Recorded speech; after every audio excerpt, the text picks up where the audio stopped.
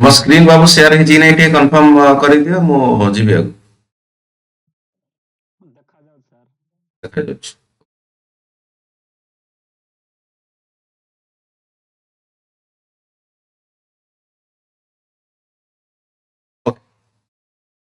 ସ୍କ୍ରିନରେ mention ହେଇଥିବ ହେଲା, କଣ ମେନସନ ହେଇଛି? ଓଡ଼ିଶା ସିଭିଲ ସର୍ଭିସ ବୋଲି ଲେଖା ହେଇଛି। ଓଡ଼ିଶା ସିଭିଲ ସର୍ଭିସ ଏଇଟା ଲେଖା ହେଇଛି।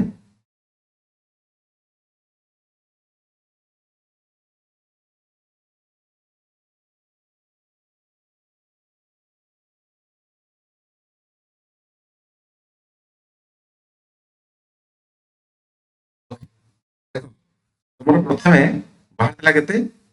314 ପୋଷ୍ଟ ବାହାରିଥିଲା, 314 ପୋଷ୍ଟ। ଏ ବର୍ଷ କଥା କହୁଛି, ବର୍ଷ ମାନେ ଦେଖ ଉଠିଛି ନା ବର୍ଷ ପଛରେ ଯାଉଛି ହେଲା। ସେମାନେ ଅଲରେଡି ହ୍ୟାବିଚୁଆଲ ଅଛ, ଏକ୍ଜାମ ଦଉଛ, ତ ସେମାନେ ଅଲରେଡି ଜାଣିଥିବ କିଛି ବର୍ଷେ ପଛରେ ଚାଲିଛି। ତାମାନେ ତମର ଯୋଉ ଏବେ ବାହାରିଲା ସେଟା 2025ରେ ଫର୍ମଟା ବାହାରିଲା, ଯେହେତୁ ଡିସେମ୍ବର ଲାଷ୍ଟରେ ବାହାରିଲା। ବଟ୍ ଯେହେତୁ ପିଲାଙ୍କର ବହୁତ ସାରା ଆକ୍ଚୁଆଲି କମ୍ପ୍ଲେନ୍ ରହିଲା କି ମାନେ ୱେଜ୍ ପରୀକ୍ଷା ହଉଛି ତ ବିନା ୱେଜ୍ରେ କେମିତି କଣ ପରୀକ୍ଷା ହଉଛି, ଦ୍ୟାଟ୍ ଇଜ ଦ ରିଜନ୍ ତମର ହେଲା ଆଡେଣ୍ଡମ୍ ଏଡିସନ୍ ହେଲା ଯୋଉ, ଏଇଟା ଆକ୍ଚୁଆଲି କିଛି ପୋଷ୍ଟ ଏଡିସନ୍ ହେଇକି ବାହାରିଲା ହେଲା। ଯେତେବେଳେ ତମେ ଓପିସିରେ ପଢୁଛ କିମ୍ବା ଓପିସି ପାଇଁ କିଛି କଥା ଭାବୁଛ, ସେତେବେଳେ ତମକୁ କଣ ଜିନିଷ ନଜରରେ ଆସୁଛି କି ଭାଇଚା ପୋଷ୍ଟ କେତେ ବାହାରୁଛି, କୋଉ କୋଉ ପୋଷ୍ଟ ବାହାରୁଛି, ଡ୍ରିମ୍ ଦେଖୁଛ, ସ୍ୱପ୍ନ ଦେଖୁଛ। ଅଫକୋର୍ସ ଯେହେତୁ ଭଲ ପୋଷ୍ଟ ଅଛି, ପୂର୍ବଥର ଜାଣିଥିବ 200 ପୋଷ୍ଟକୁ ଏଥର ଡବଲରୁ ଅଧିକା 465, ତେଣୁ ଜବରଦସ୍ତ ପୋଷ୍ଟ କହିବା ଗଲେ ଓଡ଼ିଶା ଭଳିଆ ରାଜ୍ୟରେ, ଛୋଟ ରାଜ୍ୟରେ ଏତିକି ପୋଷ୍ଟ ୱେଜ୍ରେ ବାହାରିବା, in the sense OPC OCS କଥା କୁହାହଉଛି, କିଛି କମ୍ ନୁହେଁ, ବହୁତ ଭଲ, ବହୁତ ଭଲ। ଏଭଳିଆ ସବୁବେଳେ ବାହାରେ ନାହିଁ, 200 300 ଏଭଳିଆ ବାହାରେ, ବଟ୍ 465 ମାନେ ସମସ୍ତଙ୍କ ପାଇଁ ଗୋଟେ ଭଲ ଅପରଚୁନିଟି ଅଛି, ପାଇବେ ସିଧା କଥା। କାରଣ ଅଧିକା ପୋଷ୍ଟ ବାହାରିଲେ ତମର ପ୍ରିଲିମ୍ସରେ ଅଧିକା ପିଲା କ୍ଲିୟର କରିବେ, ମେନ୍ସରେ ଅଧିକା ପିଲା କ୍ଲିୟର କରିବେ, ପ୍ଲସ୍ ତମର ଇଣ୍ଟରଭ୍ୟୁରେ ମଧ୍ୟ ଅଧିକା ପିଲା କ୍ଲିୟର କରିକି ଚାକିରି ମଧ୍ୟ ଭଲ, ମାନେ ଯେତିକି ଲେଖା ସେତିକି ପାଇବେ। ପୋଷ୍ଟ ଯେହେତୁ ଅଧିକା ଅଛି ତ ସମସ୍ତେ ଚାକିରି ଆକ୍ଚୁଆଲି ଯିବେ, ତ ନିଜ ଆକ୍ଚୁଆଲି ପ୍ରିଲିମ୍ସରେ କଟିବ, ମେନ୍ସରେ କଟିବ, କିମ୍ବା ଅପସନାଲ ଆମର ଯୋଉ ଇଣ୍ଟରଭ୍ୟୁରେ କଟିବ, ସମସ୍ତଙ୍କ ନଲେଜକୁ ମଧ୍ୟ ସମସ୍ତେ ଟେଷ୍ଟ କରି ନେଇପାରିବେ। ଅଧିକା ପୋଷ୍ଟ ବାହାରିଛି, କେତେ ଭିତରେ କିଏ ଆସୁଛି, ସେ ଅନୁସାରେ ନିଜକୁ ନିଜେ ମଧ୍ୟ ଟେଷ୍ଟ କରି ଯିଏ କଟିଲା, କଟିଥିଲା ତ ଠିକ ଅଛି, ଆଗକୁ ଗଲା ଭଲ ପୋଷ୍ଟ ଅଛି ପାଇପାରିବ। କଥା ଉଠୁଛି 465 ଏଥର ପୋଷ୍ଟ ବାହାରିଲା। ସବୁଠୁ ବଡ କଥା ମାନେ ସାଇଟରେ ଲେଖା ହେଇଛି, ଏଇଟାକୁ ମଧ୍ୟ ଭୁଲିବେନି, 154 ଭିତରୁ ମହିଳା ଅଛି, ଓମେନ୍ସ ଅଛି, ବୁଝି ଖବର। 33% ରିଜର୍ଭ କଥା କୁହାହଉଛି, 165ରୁ 154 କେବଳ ଝିଅ ପିଲା ଅଛି, ଫିମେଲ ଅଛି। ତେଣୁ କୋଉଠି ନା କୋଉଠି ଝିଅ ପିଲାମାନଙ୍କୁ, এটা ସିନା ପୋଷ୍ଟଟା ଦେଖାଉଛି, ଆଜିକାଲି ବି ଝିଅ ପିଲା କିଛି କମ ପଢୁନାହାନ୍ତି। ତମେ ଦେଖିବ ଏଇ ଟପ୍ 10 ଲିଷ୍ଟ ଭିତରେ ନା ଝିଅ ପିଲା 5-6ଟା ପଳେଇ ଆସୁଛନ୍ତି, ପୁଅ ପିଲାଙ୍କୁ ତ ହଟେଇ ଦଉଛନ୍ତି। ଏଇଟା ନା ହରିଜେଣ୍ଟାଲ ତମର ରିଜର୍ଭେସନ। ହରିଜେଣ୍ଟାଲ ମାନେ କଣ? ଯଦି ଆସିଗଲା ଜଣେ, ତେଣୁ ଯିଏ ଆସୁଛି ଆଉ ନିଆ ହବ ନାହିଁ। ପିଲା ଝିଅ ପିଲା ଅଲରେଡି ଟ୍ୟାଲେଣ୍ଟରେ ପଳେଇ ଆସୁଛନ୍ତି, ତେଣୁ ଯଦି ଦେଖାଯାଉଛି ତମକୁ ବଡ ପୋଷ୍ଟ, ସେମିତି କିଛି ଲାଗିବ ନାହିଁ, କାରଣ ପିଲା ଝିଅ ପିଲା ଟ୍ୟାଲେଣ୍ଟରେ ହିଁ ପଳେଇ ଆସୁଛନ୍ତି ଆଗକୁ। ଟ୍ୟାଲେଣ୍ଟ ଆସିଲା ମାନେ ଆଉ କିଛି ନେବା ଆବଶ୍ୟକତା ନାହିଁ। ଯୋଉଟା ଏସି ଏସଟି ଅଛି ସେଟା ଭର୍ଟିକାଲ ରିଜର୍ଭେସନ, ତାକୁ କମ୍ପଲସରି ନେବାକୁ ପଡିବ ତାଙ୍କ ଫ୍ୟାମିଲିରୁ, କିମ୍ବା ତାଙ୍କ ଫ୍ୟାମିଲି ମାନେ ତାଙ୍କ ଯୋଉ କାଷ୍ଟ। ଇନ୍ କେସ୍ ଅଫ୍ ଏଇଠି ଆଉ ସେମିତି ନୁହେଁ ଯେ ଝିଅ ପିଲାଙ୍କୁ ଜବରଦସ୍ତ ନିଆହବ, କାରଣ ଝିଅ ପିଲା ଅଲରେଡି ଆଗକୁ ପଳେଇ ଆସୁଛନ୍ତି ତାଙ୍କ ମାନେ ଇଏ କମ୍ପିଟିସନ କରି, କୋଉ ପିଲାଙ୍କୁ ଟପି ଦଉଛନ୍ତି ହେଲା। ତେଣୁ ଏଥିରେ ସେଟା ଆଉ ଭାବିବନି ସେମିତି, ତେଣୁ ପଢେଇବ କମ୍ପିଟିସନ କରିବ। ଯଦି ଝିଅ ପିଲା ନ ଆସିଲେ ତ କମ୍ପଲସରି ଏତିକି ନେବ, ଆସିଯାଉଛନ୍ତି ଆଉ କଣ କଥା ଅଛି, ବୁଝିପାରୁଛ?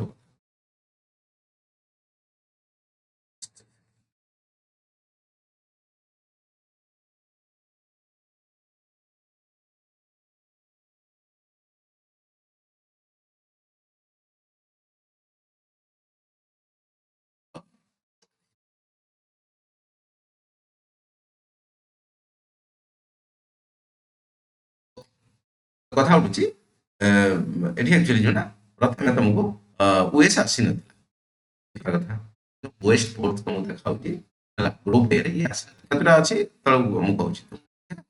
କଥା ଉଠୁଛି ଏ ୱେଷ୍ଟ ପୋଷ୍ଟ ଆସିନଥିଲା, ପ୍ଲସ୍ ତମର ଏଇ ଯୋଉ ବହୁତ ପିଲାଙ୍କର ଏଇ ଜିନିଷ ଡିମାଣ୍ଡ ଥାଏ, ଓଆରଏସ୍ କଥା କହୁଛି, ଓଡ଼ିଶା ରେଭିନ୍ୟୁ ସର୍ଭିସ, ଏଇ ଓଏସ୍ଏର ସାନ ଭାଇ, ଏଇ ପୋଷ୍ଟ ବି କୋଉଠି ନା କୋଉଠି ତମର ପୂର୍ବ ଥର ଆସିନଥିଲା, ସେକେଣ୍ଡ ଥର ଆସିଲା, ଜବରଦସ୍ତ ଆସିଲା, ପୁରା ଉଡେଇ ଉଡେଇ ଆସିଲା, ଛକା ମାରିକି ଆସିଲା, ତାମାନେ ଭଲ ପୋଷ୍ଟ ଆସିଲା, ସେଇଟା ବଡ କଥା। ଆସିଲା ତ ବଡ କଥା ନା, ଓଏସ୍ ଆସିଲା, but ଏତେ ଅଧିକା ଆସିଲା, ବଟ୍ ଷ୍ଟିଲ୍ ଠିକ ଅଛି ବାବୁ। ମୁଁ କହିଲି ଯେମିତି ଓଡିଶା ଭଳିଆ ରାଜ୍ୟରେ ତମକୁ ଏତିକି ପୋଷ୍ଟ ବାହାରିବା, ପୁଣି ସିଭିଲ ସର୍ଭିସ ଜବ୍ କଥା ନର୍ମାଲ ଠିକ ଅଛି, ବାହାର କରିଦେଇ ହବ, ଗୋଟେ ଗୋଟେ ଜାଗାରେ ଫରେଷ୍ଟ ଗାର୍ଡ 1000 ପିଲାଙ୍କୁ ଠିଆ କରିଦେଇ ପାରେ, ବେଟର ନୁହେଁ। ସିଭିଲ ସର୍ଭିସ ଭଳିଆ ଜବ୍ ଏତିକି ପୋଷ୍ଟ ବାହାରିବା ନଟ୍ ସୁଇଚ୍, ଠିକ ଅଛି। ଏନିହଉ, ତ ଇଏ ଆସିଲା ତମର। ଏବେ ଦେଖ ଗ୍ରୁପ ଏ ରେ ମଧ୍ୟ ଆଉ ଗୋଟେ ଅଛି ୟୁଏଫଏସ୍ ସହିତ, ୟୁଏଫଏସ୍ ଓଡ଼ିଶା ଫାଇନାନ୍ସ ସର୍ଭିସ। ଏଥର ପାଇଁ ସେଟା ଆସିନାହିଁ, ଏଥର ପାଇଁ ସେଟା ଆସିନାହିଁ।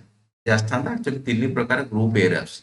ଗ୍ରୁପ ଏ ମାନେ ସବୁଠାରୁ ତମର ହାଇଏଷ୍ଟ ଲେଭେଲ ଜବରେ ଓପିଏସସି ରେ ନଉଛି, ପିଏସସି ରେ ଯୋଉ ହାଇଏଷ୍ଟ ଲେଭେଲ ସବୁଠାରୁ ଜବ୍ ନଉଛି ଗ୍ରୁପ ଏ। ସାଲାରୀ ସେ ଅନୁସାରେ ଅଲଗା ଅଲଗା ରହିବ, କାମର ମଧ୍ୟ ତମର ଯୋଉ ମାନେ ଶୈଳୀ ଅଲଗା ଅଲଗା ରହିବ। ଗ୍ରୁପ ଏ ରେ ଟପ୍, ଗ୍ରୁପ ବି ରେ ଏକ୍ଜିକ୍ୟୁଟିଭ କାମ ଟିକେ, ଷ୍ଟିଲ୍ ଗ୍ରୁପ ଏ ହେଇଯାଉ, ଗ୍ରୁପ ବି ହେଇଯାଉ, ଯେହେତୁ ଓପିଏସସି ଏକ୍ଜାମ କ୍ରାକ୍ କରିକି ତମେ ଯିବ, ସବୁ ଜବରେ ବଢିଆ ରେସ୍ପେକ୍ଟ ଅଛି। କିଛି ନାହିଁ, ଜବ୍ ପ୍ରୋଫାଇଲ କଣ କଣ ହବ ମୁଁ କହିଦେବି ଟିକେ ଆଗକୁ, ମୁଁ କହିଦେବି ଜବ୍ ପ୍ରୋଫାଇଲ କୋଉ କୋଉ ଜବରେ କେମିତି କଣ ରହିପାରିବ, ଠିକ ଅଛି। ଓଡ଼ିଶା ଆଡମିନିଷ୍ଟ୍ରେଟିଭ ଜବ୍, ଯୋଉଟା କି ଗ୍ରୁପ ଏ କଥା କୁହାଯାଉଛି, ଜୁନିୟର ବ୍ରାଞ୍ଚ। ଓଡ଼ିଶା ତମର ପୋଲିସ ସର୍ଭିସ ହେଲା, ଓପିଏସ୍ ଯୋଉଟା କି ଗ୍ରୁପ ଏ କଥା କହୁଛି, ଜୁନିୟର ବ୍ରାଞ୍ଚ। ଏ ଦିଟା ବର୍ତ୍ତମାନ ଗ୍ରୁପ ଏ ରେ ଆସୁଛି, ବାକି ସବୁ ଗ୍ରୁପ ବି ରେ ଆସୁଛି। ଗ୍ରୁପ ସି ଡି କାମ କରେ ନାହିଁ କି ଓପିଏସ୍, ଓପିଏସ୍ ମାନେ ଯୋଉ ଓଏସ୍ କଥା କହୁଛି, ସି ବେଳେ ବେଳେ ବାହାର କରେ, ବଟ୍ ଅଲଗା ଜବରେ ଯୋଉ ଓଡ଼ିଶା ସିଭିଲ ସର୍ଭିସରେ ଆକ୍ଚୁଆଲି ତମର ସି ଡି କିଛି ବାହାରେ ନାହିଁ, ସି ନିଏ ନାହିଁ। ନେକ୍ସଟ କଣ ହେଲା, ଗ୍ରୁପ ବି ରେ କଣ କଣ ଆସିଛି ଏଠି, ଓଡ଼ିଶା ରେଭିନ୍ୟୁ ସର୍ଭିସ, ଓଆରଏସ୍ କଥା କଣ କଣ ଜବ୍ ପ୍ରୋଫାଇଲ ରହେ ମୁଁ ଟିକେ ଆଗକୁ ଗଲେ କହୁଛି। ସେକେଣ୍ଡରେ କଣ ଆସିଲା, Odisha taxation and account service. ଥାର୍ଡରେ କଣ ଆସିଲା, ଓଡ଼ିଶା କୋଅପରେଟିଭ ସର୍ଭିସ। ଏସବୁ ଗ୍ରୁପ ବି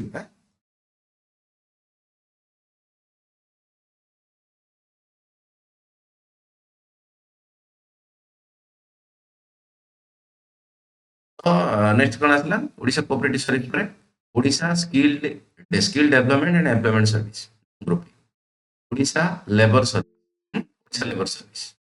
ସବୁ କିଛି ଡାଉଟ୍ ଅଛି ପଚାରି ପାର, କିଏ ବୋଧେ ମେସେଜ କରୁଛି ନା କଣ? ମେସେଜକୁ ଦେଖିବାକୁ ଗଲେ ମୋତେ ଯିବାକୁ ପଡ଼ିବ ମେନ୍ ପେଜକୁ, ଦ୍ୟାଟ୍ ଇଜ ଦ ରିଜନ୍। ଆପଣ ପଚାରି ପାରିବେ, କିଛି ଅସୁବିଧା ନାହିଁ, ହେଲା, ଆଇକନ୍ କରିକି ପଚାରିବେ। ଗୁଲୁ ଫିରଦୋସ କାଦରୀ ମ୍ୟାଡାମ, ମୋ ସ୍ଲାଇଡ ଶୋ ହଉଛି, ମୁଁ କଥା ଶୁଭୁଛି, everything is okay or not? Yes, sir. Pranam, sir. Thank you.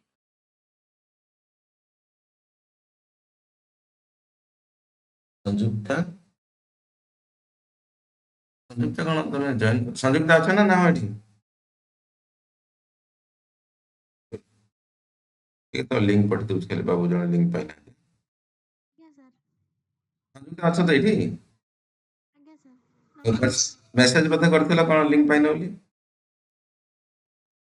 ତମେ ତ ମେସେଜ କରି, Nine, nine, nine. Hi, sir. ତାହେଲେ ଆଉ ଜଣେ କିଏ ପିଲା ହବ ତ, ସଂଯୁକ୍ତା ପାତ୍ର, ସଂଯୁକ୍ତା ପାତ୍ର, ହଁ, ସଂଯୁକ୍ତା କୁହ ବାବୁ। ଆଚ୍ଛା ଆଚ୍ଛା, ଲିଙ୍କ ଯାଇନି, ଯାଉଛି।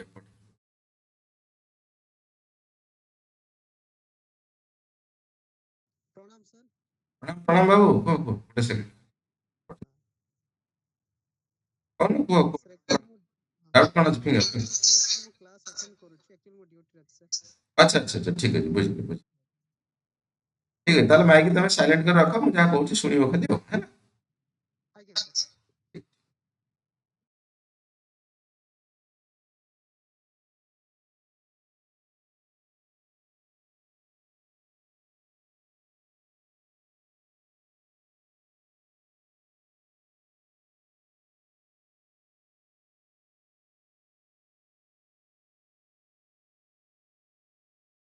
ପଠେଇଦେଲି ବାବୁ, ଜଏନ୍ କର ସେଥିରେ।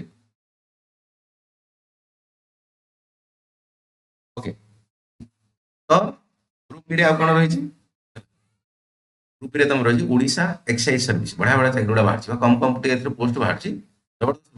ଏଇଟା ଆଚ୍ଛା, ନମସ୍କାର ସାର୍।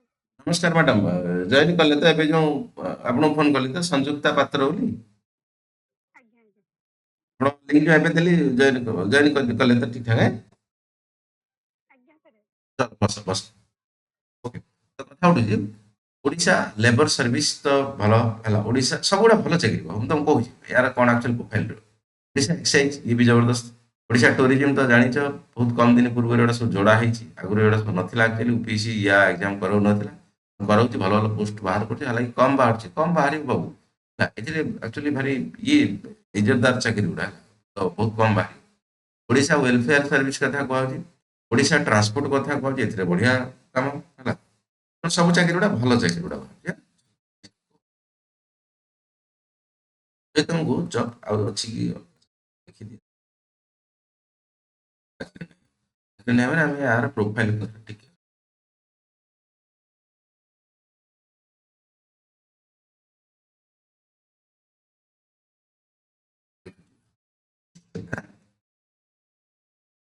ସବୁ କାଗଜ ଖଣ୍ଡେ ଖଣ୍ଡେ ଦେଖୁନ ଏଠି ଇଏ ଗୋଟେ ଗୋଟେ ଡ୍ରିମ୍ ଦେଖୁଛ ଏଠି ଠିକ ଅଛି ସେ ଅନୁସାରେ ନିଜେ ବନାଅ କାରଣ ହେଲା ହାଇଲାଇଟ୍ କରିବାର କାରଣ ସେ କିଛି ନଟେ କାଗଜ ପତ୍ର ଲେଖା ହେଇଛି ଏସବୁ ଜିନିଷ ଦିସ୍ ଇଜ ଦ ଡ୍ରିମ୍ ତମକୁ ଏ ଶୋଇତ ଦବନି ଏ ଜିନିଷ ଦେଖିଲା ପରେ ତମକୁ ବର୍ଷ ବର୍ଷ ଏ ଶୋଇବାକୁ ଦବ ନାହିଁ ଚଲେଇ ନିଅ ଓଡ଼ିଶା ଆଡମିନିଷ୍ଟ୍ରେଟିଭ ସର୍ଭିସ ଜାଣିଛ ସମସ୍ତେ ଯୋଉଟା କି ତମର ଗ୍ରୁପ ଏରେ ଆସୁଛି ଦେଖ, କାମ ରେଭିନ୍ୟୁ କଥା କୁହାହଉଛି डिजास्टर मैनेजमेंट कथा कुहाଉଛି लॉ एंड ऑर्डर कथा कुहाଉଛି ଯେମିତି ଦେଖ ସିଧା କଥା ଯେମିତି ଆଇଏସ୍ ଗୋଟେ ଡିଷ୍ଟ୍ରିକ୍ଟ ଲେଭେଲର ଯାହା କାମ ଥାଏ ତମେ ମାନିକି ଚାଲିଥାଅ ଏବେ ଓଏସ୍ କଥା ଯୋଉ କୁହାଉଛି ଓଡ଼ିଶା ଆଡମିନିଷ୍ଟ୍ରେଟିଭ ସର୍ଭିସ ସେଭଳିଆ ପାୱାର ସେଭଳିଆ କାମ everything should be like that ହେଲା କଥା ଓଡ଼ିଶା ଆଡମିନିଷ୍ଟ୍ରେଟିଭ ସର୍ଭିସ କାମ ଆକ୍ଚୁଆଲି ତମର ତହସିଲଦାର ହେଇଗଲା ବିଡିଓ ହେଇଗଲା ବା ରିଲେଟେଡ ଭଳିଆ ଯାହା ତମେ ଏଇ ପୋଷ୍ଟରେ ଦିଆଯାଏ ଅଦରୱାଇଜ ନହେଲେ ରିଲେଟେଡ କିଛି ପ୍ରକାର ତମକୁ ଦିଆହବ ଜବ ଅଫିସ ରହିବ ଗାଡ଼ି ରହିବ ସରକାରୀ ଗାଡ଼ି ରହିବ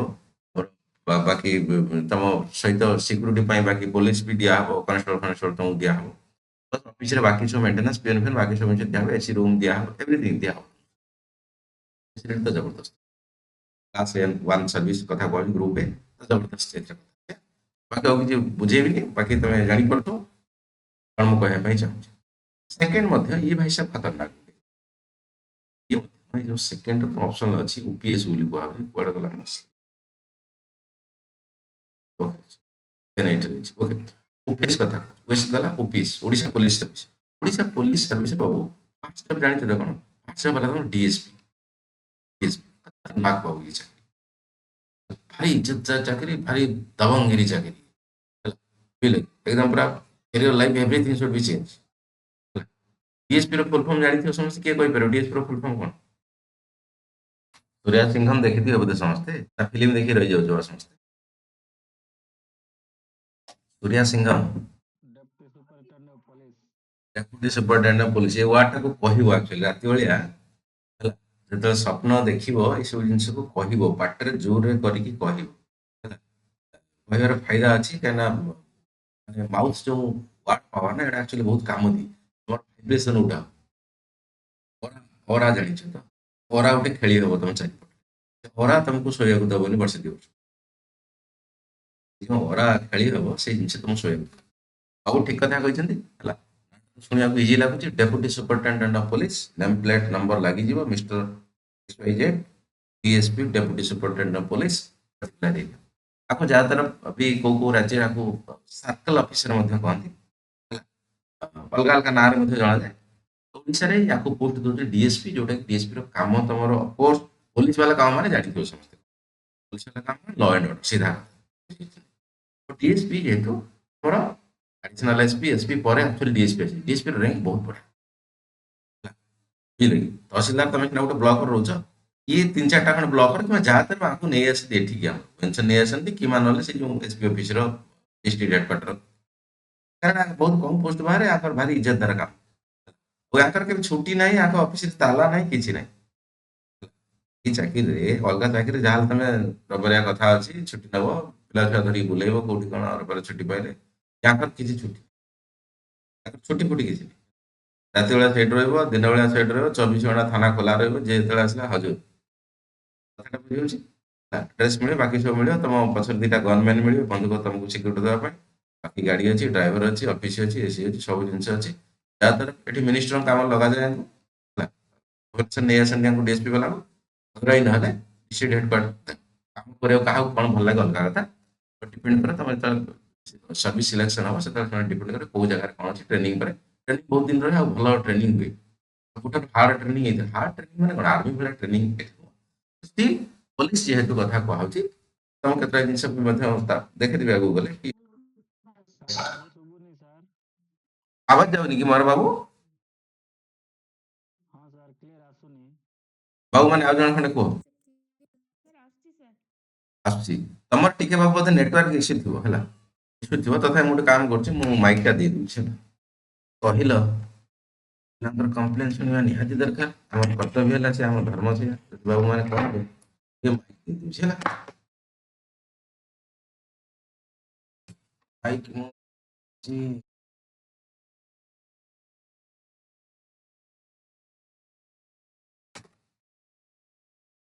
ମନ କାହାର ଦୁଃଖ ନ ହବା ଦରକାର। ମନ ଦୁଃଖ ହେଲେ ପୁଣି ଆମେ କଣ ପାଇଁ? ଯଦି ମନ ଦୁଃଖରେ ବସିବା ଆମେ ମାଇକ୍ ଲଗେଇଲି ଏବେ।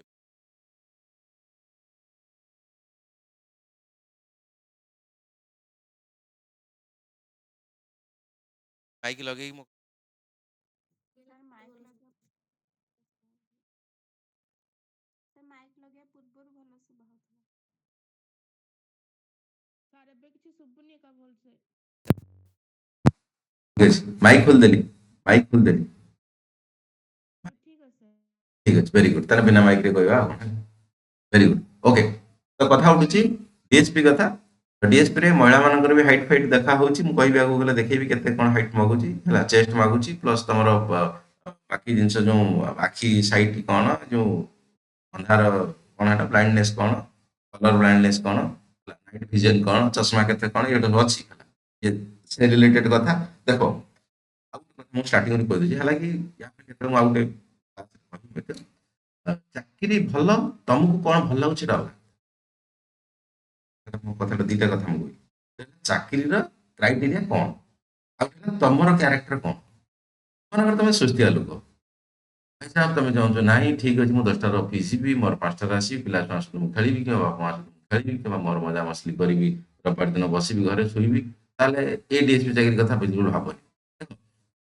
ଯେ ବଡି ବର୍ଦ୍ଦି ପଛରେ ପଡୁଛି ନା, 2-4 ଦିନ ତମକୁ ପୁଲିସ ଡ୍ରେସ୍ ପିନ୍ଧିବା ପାଇଁ ଭଲ ଲାଗେ, 4 ଦିନ ପୁଲିସ ଡ୍ରେସ୍ ପିନ୍ଧିବା ପାଇଁ ଭଲ ଲାଗିବ, ଦବଙ୍ଗିରି କରିବା ପାଇଁ ଭଲ ଲାଗିବ। ଯେତେବେଳେ ତମର କାମ ସେଟା ହେଇଯିବ ନା, ସେଠି ଆଉ ଇନଷ୍ଟା ବାଲା ରିଲ୍ ଏଠି କାମ ଦେବ। ଏଠି ରିଆଲିଟିରେ କାମ କରିବାକୁ ପଡିବ, ସତରେ ଗୁଣ୍ଡାମାନଙ୍କୁ ଧରିବାକୁ ପଡିବ, ସତରେ କ୍ରିମିନାଲ ପାଖରେ ପାଖରେ ସବୁବେଳେ ବୁଲିବାକୁ ପଡିବ, ରାତି ଦିନ ସବୁବେଳେ ଡ୍ୟୁଟି କରିବାକୁ ପଡିବ, ହଜାର ପ୍ରକାର ତମ ଭାଇଲେନ୍ସକୁ ତମେ ତମ ନେଚର ସେୟା ନୁହଁ।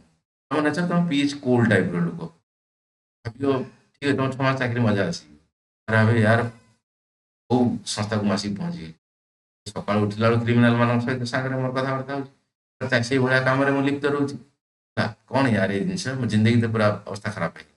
ତେଣୁ ଭାବି ଚିନ୍ତିକି ଯୋଉ ଜବରେ ଅପସନ୍ ଦବ। ଜବ୍ ଭଲ ନ ଭଲ ଦେଖ, ଲୋକ ତମକୁ ବିଭିନ୍ନ ପ୍ରକାର କଥା କହିବେ ହେଲା, ଯୋଉ ପକଉଛନ୍ତି ୟୁଟ୍ୟୁବରେ ଭିଡିଓ କିମ୍ବା ବିଭିନ୍ନ ପ୍ରକାର ସବୁ ଆନାଲିସିସ୍ କରୁ, ତମେ ନିଜେ ଦେଖିବ ତମର ସୁଇଟେବୁଲ କୋଉଟା ଜିନିଷ, ତମ କ୍ୟାରେକ୍ଟର କୋଉଟା କରୁଛି। 2-3 କଥା ଭାବିବନି କେତେ ମନେକର ତମକୁ ବିଲକୁଲ ଏ କ୍ଲାସ ଭଲ ଲାଗୁନାହିଁ, ସିଧା କଥା ଏ ପକେଇବନି, ବି ତମକୁ ଫାଷ୍ଟ ଚଏସ୍ ଦବ।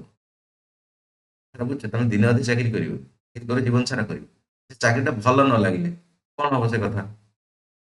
ତମେ କାହା ଖାଲି ପ୍ରେସରରେ ପଡିକି କିମ୍ବା ଗୋଟେ କଣ ଇନଷ୍ଟା ରିଲ୍ ଦେଖିକି ଭାବି ଦେଇଥିଲା ଏବେ ଇଚ୍ଛା ଇଚ୍ଛା ଇଚ୍ଛା, ତାପରେ 15 ଦିନ ଅଫିସ ଗଲା ପରେ ଅଫିସ ଯିବାକୁ ଇଚ୍ଛା ହବନି। ସେଠି କଣ 60 ବର୍ଷ ପର୍ଯ୍ୟନ୍ତ କେମିତି କାଟିବ? ତେଣୁ ସେଟା ଭାବି ଚିନ୍ତିକି ଆରାମସେ କରିବ ହେଲା। ଗୋଟେ ଛୋଟ ଭୁଲ ପାଇଁ ଜୀବନ ସାରା କାନ୍ଦିବାକୁ ପଡିବ ଅଫିସରେ ବସିକି। ଦେଲେନି ବଙ୍ଗିରି ଚାକିରି ଇଜ୍ଜତ ଅଛି, ପାୱାର ଅଛି, ଏଭ୍ରିଥିଙ୍ଗ ସବୁ ଅଛି, କ୍ଲାସ 1 ଅଫିସର, ଜବରଦସ୍ତ କଥା, ହାଇଟ୍ ଫାଇଟ୍ ଚେଷ୍ଟ ଫେଟ୍ ଠିକ ଅଛି, ହେଇପାରେ କିଛି କଥା। ତମକୁ ଏଇଭଳିଆ ନେଚର ଭଲ ଲାଗେ, 24 ଘଣ୍ଟିଆ କାମରେ ରହିବାକୁ ଭଲ ଲାଗେ, 24 ଘଣ୍ଟିଆ ଡ୍ୟୁଟିରେ ରହିବାକୁ ଭଲ ଲାଗେ, କ୍ରିମିନାଲ ସହିତ ସବୁବେଳେ ମିଶିବା ପାଇଁ ଭଲ ଲାଗେ, ଭଲ ଲାଗେ ମାନେ ସେଇଭଳିଆ ଜାସୁସି ଟାଇପର କଥାକୁ ବାକି ପୋଷ୍ଟ କେତେ ଅଛି ଅଲରେଡି ଦେଖିପାରୁଥିବ, ପୋଷ୍ଟ କେତେ ଅଛି ୱେସ୍ ରେ ଅଲରେଡି ଦେଖିପାରୁଥିବ, ବାକି ରିଜର୍ଭେସନ କଣ ଅଛି ଦେଖିପାରୁଥିବ, ସବୁ ଜିନିଷ ଏଠି ମେନସନ କରାହେଇଛି। ତେଣୁ ତାକୁ ମୁଁ କ୍ଲିୟର ଖୋଲିକି କହୁନାହିଁ। ଓପିଏସ୍ ରେ କେତେଟା ପୋଷ୍ଟ ଅଛି ଦେଖିପାରୁଥିବ ଟୋଟାଲି, ତା ଭିତରୁ ମହିଳା କେତେ ଜଣ ଯିବେ ଜାଣିବେ, ଦେଖିପାରୁଥିବ। ମହିଳା ଏତିକି କମ୍ପଲସରି ଯିବେ, ତାମାନେ 12ରୁ 4ଟା ମହିଳା ଯିବେ। ତାମାନେ ମହିଳା ଯଦି ସମସ୍ତେ ଭଲ ମାର୍କ ରଖିଲେ 12ଟା ଯାକ ମହିଳା ହେଇପାରିବେ, 12ଟା ଯାକ ମେଲ୍ ହେଇପାରିବେ ନାହିଁ। ମେଲ୍ ନ ହଉ ଦେଶରେ ଆମେ କଣ ଅନ୍ୟାୟ ପାପ କରିଥିଲୁ ନା, ପାପ ନାହିଁ। ହେଲା, ଝିଅ ପିଲା ବି ସମସ୍ତଙ୍କ ଘରେ ଅଛନ୍ତି ହେଲା, ଝିଅ ପିଲାଙ୍କୁ ବି ଇଜ୍ଜତ ଦେବା ଦରକାର। ସିଏ ବି ପୋଲିସ ଚାକିରିରେ କିମ୍ବା ସବୁ ଚାକିରିରେ ଦରକାର, ସିଏ ବି ଆଗକୁ ବଢିବା ଦରକାର। ପଜିଟିଭ ଆମେ ନେଇକି ଚାଲିବା। ଆମ ପାଇଁ ବି ପୋଷ୍ଟ ଅଛି ନା, ପୁଅ ପିଲା ପାଇଁ କିଛି ଅସୁବିଧା ନାହିଁ, ସେମାନେ ବି ଆସିବା ଦରକାର, ସମାନ ସମାନ ଭେରି କଥା ହେଲା ଆଜ୍ଞା। ନେକ୍ସଟ ନେକ୍ସଟ ତମର ଗ୍ରୁପ ବି ଆସିବ, ଅଲରେଡି ଦେଖେଇଥିଲେ ଗ୍ରୁପ ଏ କଣ ଗ୍ରୁପ ବି କଣ, ଏଟା ଗ୍ରୁପ ଏ ରେ ଦିଟା ତମର ଆସିଛି, ସେଟା 14ଟା ପୋଷ୍ଟ, ସେଟା 12ଟା ପୋଷ୍ଟ, 12 14 କେତେ ହେଲା, 14 10 24 2 26, ଗ୍ରୁପ ଏ ରେ 26 ପୋଷ୍ଟ। ତାହେଲେ ତମେ ଯଦି ଭାବୁଛ ଗ୍ରୁପ ଏ ରେ ପୋଷ୍ଟ ନବା ପାଇଁ ତମ ର୍ୟାଙ୍କ ଯଦି 30 40 ଭିତରେ ରଖିବ ତାହେଲେ ହେଇପାରିବ। 30 40 ଭିତରେ ର୍ୟାଙ୍କ ରଖିଲେ ଯାଇ ଗ୍ରୁପ ଏ ରେ ହେଇପାରିବ, କାରଣ ପ୍ରାୟ ପିଲା ଗ୍ରୁପ ଏ କୁ ପକେଇ ଦିଅନ୍ତି ହେଲା କି ଭାଇ ସାହେବ ମତେ ଦରକାର ହୁଏ ଭିଡ଼ିଓ ହବାର ଅଛି, ମତେ ଦରକାର ଡିଏସପି ହବାର ଅଛି, ତେଣୁ ସମସ୍ତେ ଦେଇଦେବେ ପ୍ରାୟ ସେଥିରେ ଇଚ୍ଛା ଥାଉ ନଥାଉ ହେଲା, ବଡ଼ ଚାକିରି କ୍ଲାସ୍ ଅଧିକା ଦରମା ମିଳିବ, 56,000 କଥା ଲେଖା ହେଇଛି, ଇନ୍ ହ୍ୟାଣ୍ଡ 80,000 ପାଖାପାଖି ମିଳିଯିବ, ଘରେ ବି ସମସ୍ତଙ୍କର ଅଛି, ପଟେ ନିଅ ଦରକାର କାହିଁ ରହିବନି ହେଲା, ପଇସା ଦିଟା କମେଇବ ନା। ହଁ ଓକେ, ତେଣୁ କଥା ହଉଛି ଏଇଆ, 26ଟା ପୋଷ୍ଟ ଯଦି ତମେ ଚାହୁଁଛ ଗ୍ରୁପ ଏ ରେ ପାଇବା ପାଇଁ କୋଉଠି ନା କୋଉଠି 30 40 50 ର୍ୟାଙ୍କ ଭିତରେ ରଖିଲେ ମିଳିବ। 26ଟା ପୋଷ୍ଟ 50 ର୍ୟାଙ୍କ ଭିତରେ କେମିତି ପାଇବି, କିଛି ଏସଟି ଅଛନ୍ତି, ଓବିସି ଅଛନ୍ତି, ବିଭିନ୍ନ ପ୍ରକାର କଥା ଅଛି, ବଟ ଜେନେରାଲ କଥା ଦେଇଥିବ, ଜେନେରାଲ ପୁଅ ପିଲା ବିଲକୁଲ ତମେ 10 ଭିତରେ ର୍ୟାଙ୍କ ରହିଲେ ହିଁ ପାଇବେ, ନହେଲେ ପାଇବେ।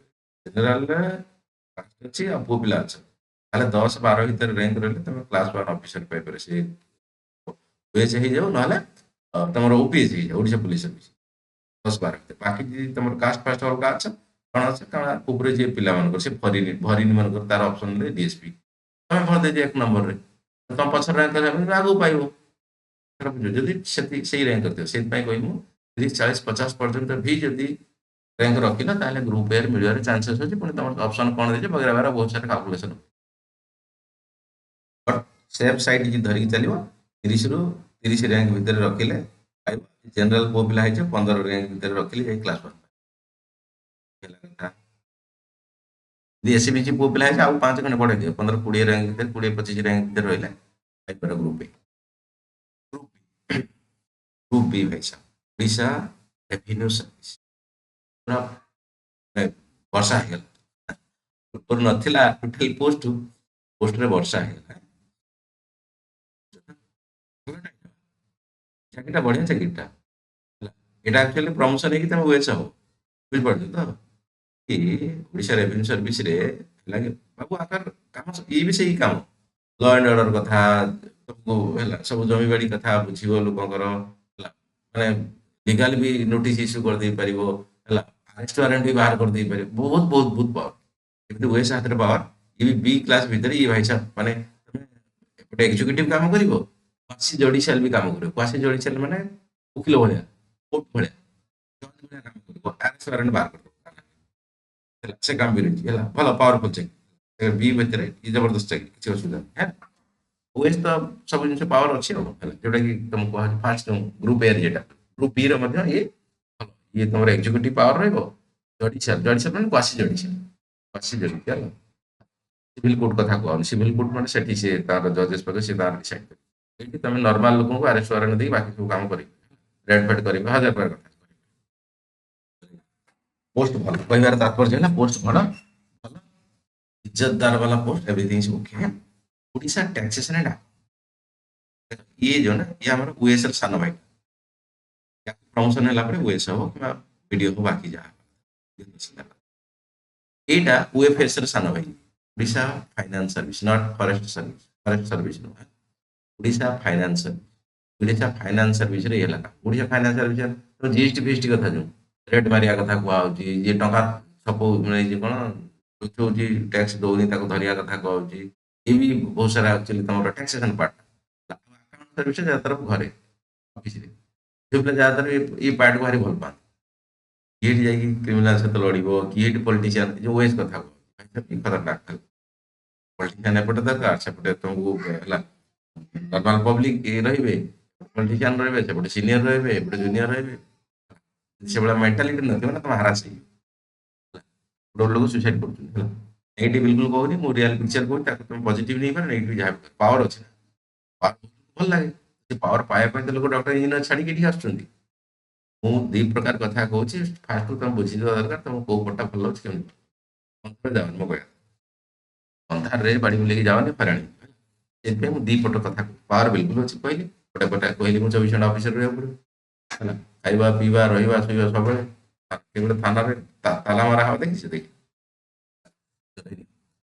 ଓଡ଼ିଶା ଟ୍ୟାକ୍ସେସନ ମାନେ ଇଏ ଗୋଟେ ଭଲ ଚାକିରି ହେଲା, ଗୋଟେ ଆକାଉଣ୍ଟ ସର୍ଭିସରେ ଯାହାଦ୍ୱାରା ତମର ଗଭର୍ଣ୍ଣମେଣ୍ଟରେ କୋଉ ପ୍ରୋଜେକ୍ଟରେ କେତେ ଖର୍ଚ୍ଚ ହେଲା ହିସାବ ପତ୍ର ରଖିବା ବଗେରା ବଗେରା କରିବା ବାସ୍ ଚୁପଚାପ ଏଠି ତମର କେହି ଯାହାଦ୍ୱାରା ମତଲବ ନାହିଁ ତମର ଯାହା ଅଫିସିଆଲି ଏସବୁ କଥା ତ ସେଇଭଳିଆ ଚାକିରି ଚାହୁଁଛ ଏକଦମ ପୁରା କୁଲ କମ୍ଫର୍ଟେବଲ ଶନିବାର ସେକେଣ୍ଡ ହାଫରେ ଛୁଟି ରବିବାର ଛୁଟି ସୋମବାର ଆରାମସେ 10ଟା ବେଳେ ପହଞ୍ଚିବ କିଛି ଅସୁବିଧା ନାହିଁ ଯାହାଦ୍ୱାରା ଟ୍ରାନ୍ସଫର ଫାନ୍ସଫର ନାହିଁ ହେଲା, ଚାହୁଁଛ କମ୍ଫର୍ଟେବଲ ଚାକିରି ପଇସା ସେୟାର ମିଳିବ और भी ठीक ठाक अच्छी କିଛି ଖରାପ ନାହିଁ then this type of job is also very good ଯୋଉଟାକି ଝିଅ ପିଲାମାନେ ଅଧିକା ଚୁଜ୍ କରନ୍ତି ବଟ୍ ପୁଅ ପିଲା ବି କିଛି ତାଙ୍କ ନେଚର ବି ସେଇଆ କିଛି କିଛି ପଇସା ସୁସ୍ତିଆ ଦରକାର ଆରାମସେ ସୁସ୍ତିଆ କାମ ଦରକାର ଏଇଠି ଚୋରଙ୍କ ପଛରେ ପଡ଼ିବ ଏଇଠି ପଲିଟିସିଆନ ପଛରେ ପଡ଼ିବ ହଜାର ପ୍ରକାର କଥା ଅଛି ରାଜନୀତି କଥା ଏଠି କିଛି ନାହିଁ ଆରାମସେ ବିନ୍ଦାସରେ ଟଙ୍କା ପଇସା ହିସାବ କଲେ ଆସି ଘରକୁ ସାଲାରୀ ସେମ୍ ମିଳିବ ଉପରି ଫୁପରି କଥା କରପସନ କଥା ମୁଁ କିଛି କହୁନାହିଁ ଏଠି କହିବି ବି ନାହିଁ କେବେ ବି ହେଲା ମୁଁ ଚାହୁଁଛି ଭଲ ଜଣେ ମଣିଷ ହେବା ଦରକାର ସାଲେରୀ ଅଛି ସେଇଥିରେ କର ନହେଲେ ଖଟ କାମ ପରେ ଅଲଗା ଅଲଗା ଟାଇମରେ ଖଟ ବହି ଲେଖ ପିଲାଙ୍କୁ ପାଠ ପଢ଼ାଅ ସେଥିରୁ ପଇସା ଆସିବ ସେ କାମ କରିବ ହେଲା କଥା କରପସନ କଥା ଭାବିବ ନାହିଁ କି ମୁଁ ଏତିକି ପଇସା ଦେଇକି କିମ୍ବା ଏସବୁ କରପ୍ଟ କରିଛି ନା ଏ ଯୋଉ ଚାକିରି ପାଇଛି ତ ସେଠି ପଇସା ଉଠେଇବି ସେ ଭାବିଲେ ଏତେକୁ ଆସନ୍ତି ବିଜନେସ୍ କର ପଇସା ଭଲ ମିଳିଲା ଧନ୍ୟବାଦ। ପିଲା ବେଳେ ବେଳେ ଭାବି ଦିଅନ୍ତି କି ଭାଇ ସାହେବ ତ ଏତିକି କମେଇବାକୁ ପଡ଼ିବ ଏଇଠୁ ଭାବିକି ଆସିଥାନ୍ତି କହିଲେ ନିଅ ସତରେ ମୁଁ ସତ କଥା କହୁଛି ଏମିତି କହିଛନ୍ତି କିଛି ଏତିକି ଦରକାର anyhow, ସେଇଠି ବାବୁ ତମେ ଯାଅ ନା ଡ୍ରିମ୍ ପାଇଁ ହଜାର ଇନକମ୍ କରିପାରିବ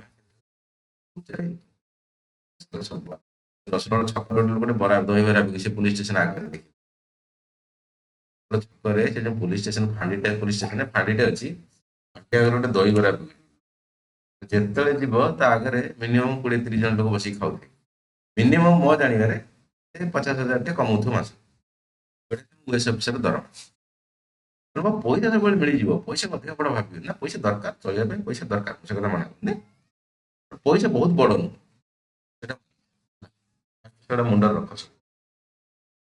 ବହୁତ ବଡ ପଇସା ଦରକାର ପଇସା ନହେଲେ କେମିତି ହବ ଚଳିବ ଖାଇବ ପିଇବ ବୁଲିବ କିମ୍ବା ପିଲା ଛୁଆ ଅଛନ୍ତି ପାଠଶାଠ ପଢିବ ପଇସା ଦରକାର ମୁଁ ମନା କରୁନି ପଇସା ସବୁ କିଛି ନୁହଁ ପଇସା ସବୁ କିଛି ନୁହଁ ସେଇଟା ମାନିକି ଚାଲ ନା ବାବୁ ସାର୍ ଦେଖ ବହୁତ ସାରା ପିଲା କରପ୍ଟ ହେଇକି ଧରା ପଡିକି ଯାଉଛନ୍ତି ଜେଲରେ ଆଉ କିଛି ତାର କଣ ଫେମକାଜି ଆଇଏସ୍ ହରିୟାଣା କାର୍ଡରେ ତ ଦେଖ ତାଙ୍କ ଦେଖ କାମ ଦେଖ ଇଏ ଦେଖ ସିଏ ଦେଖ କଣ କରିବେ ରାଜନେତା ମାନେ ଟ୍ରାନ୍ସଫର କରିବେ ତ ହଁ କୁହ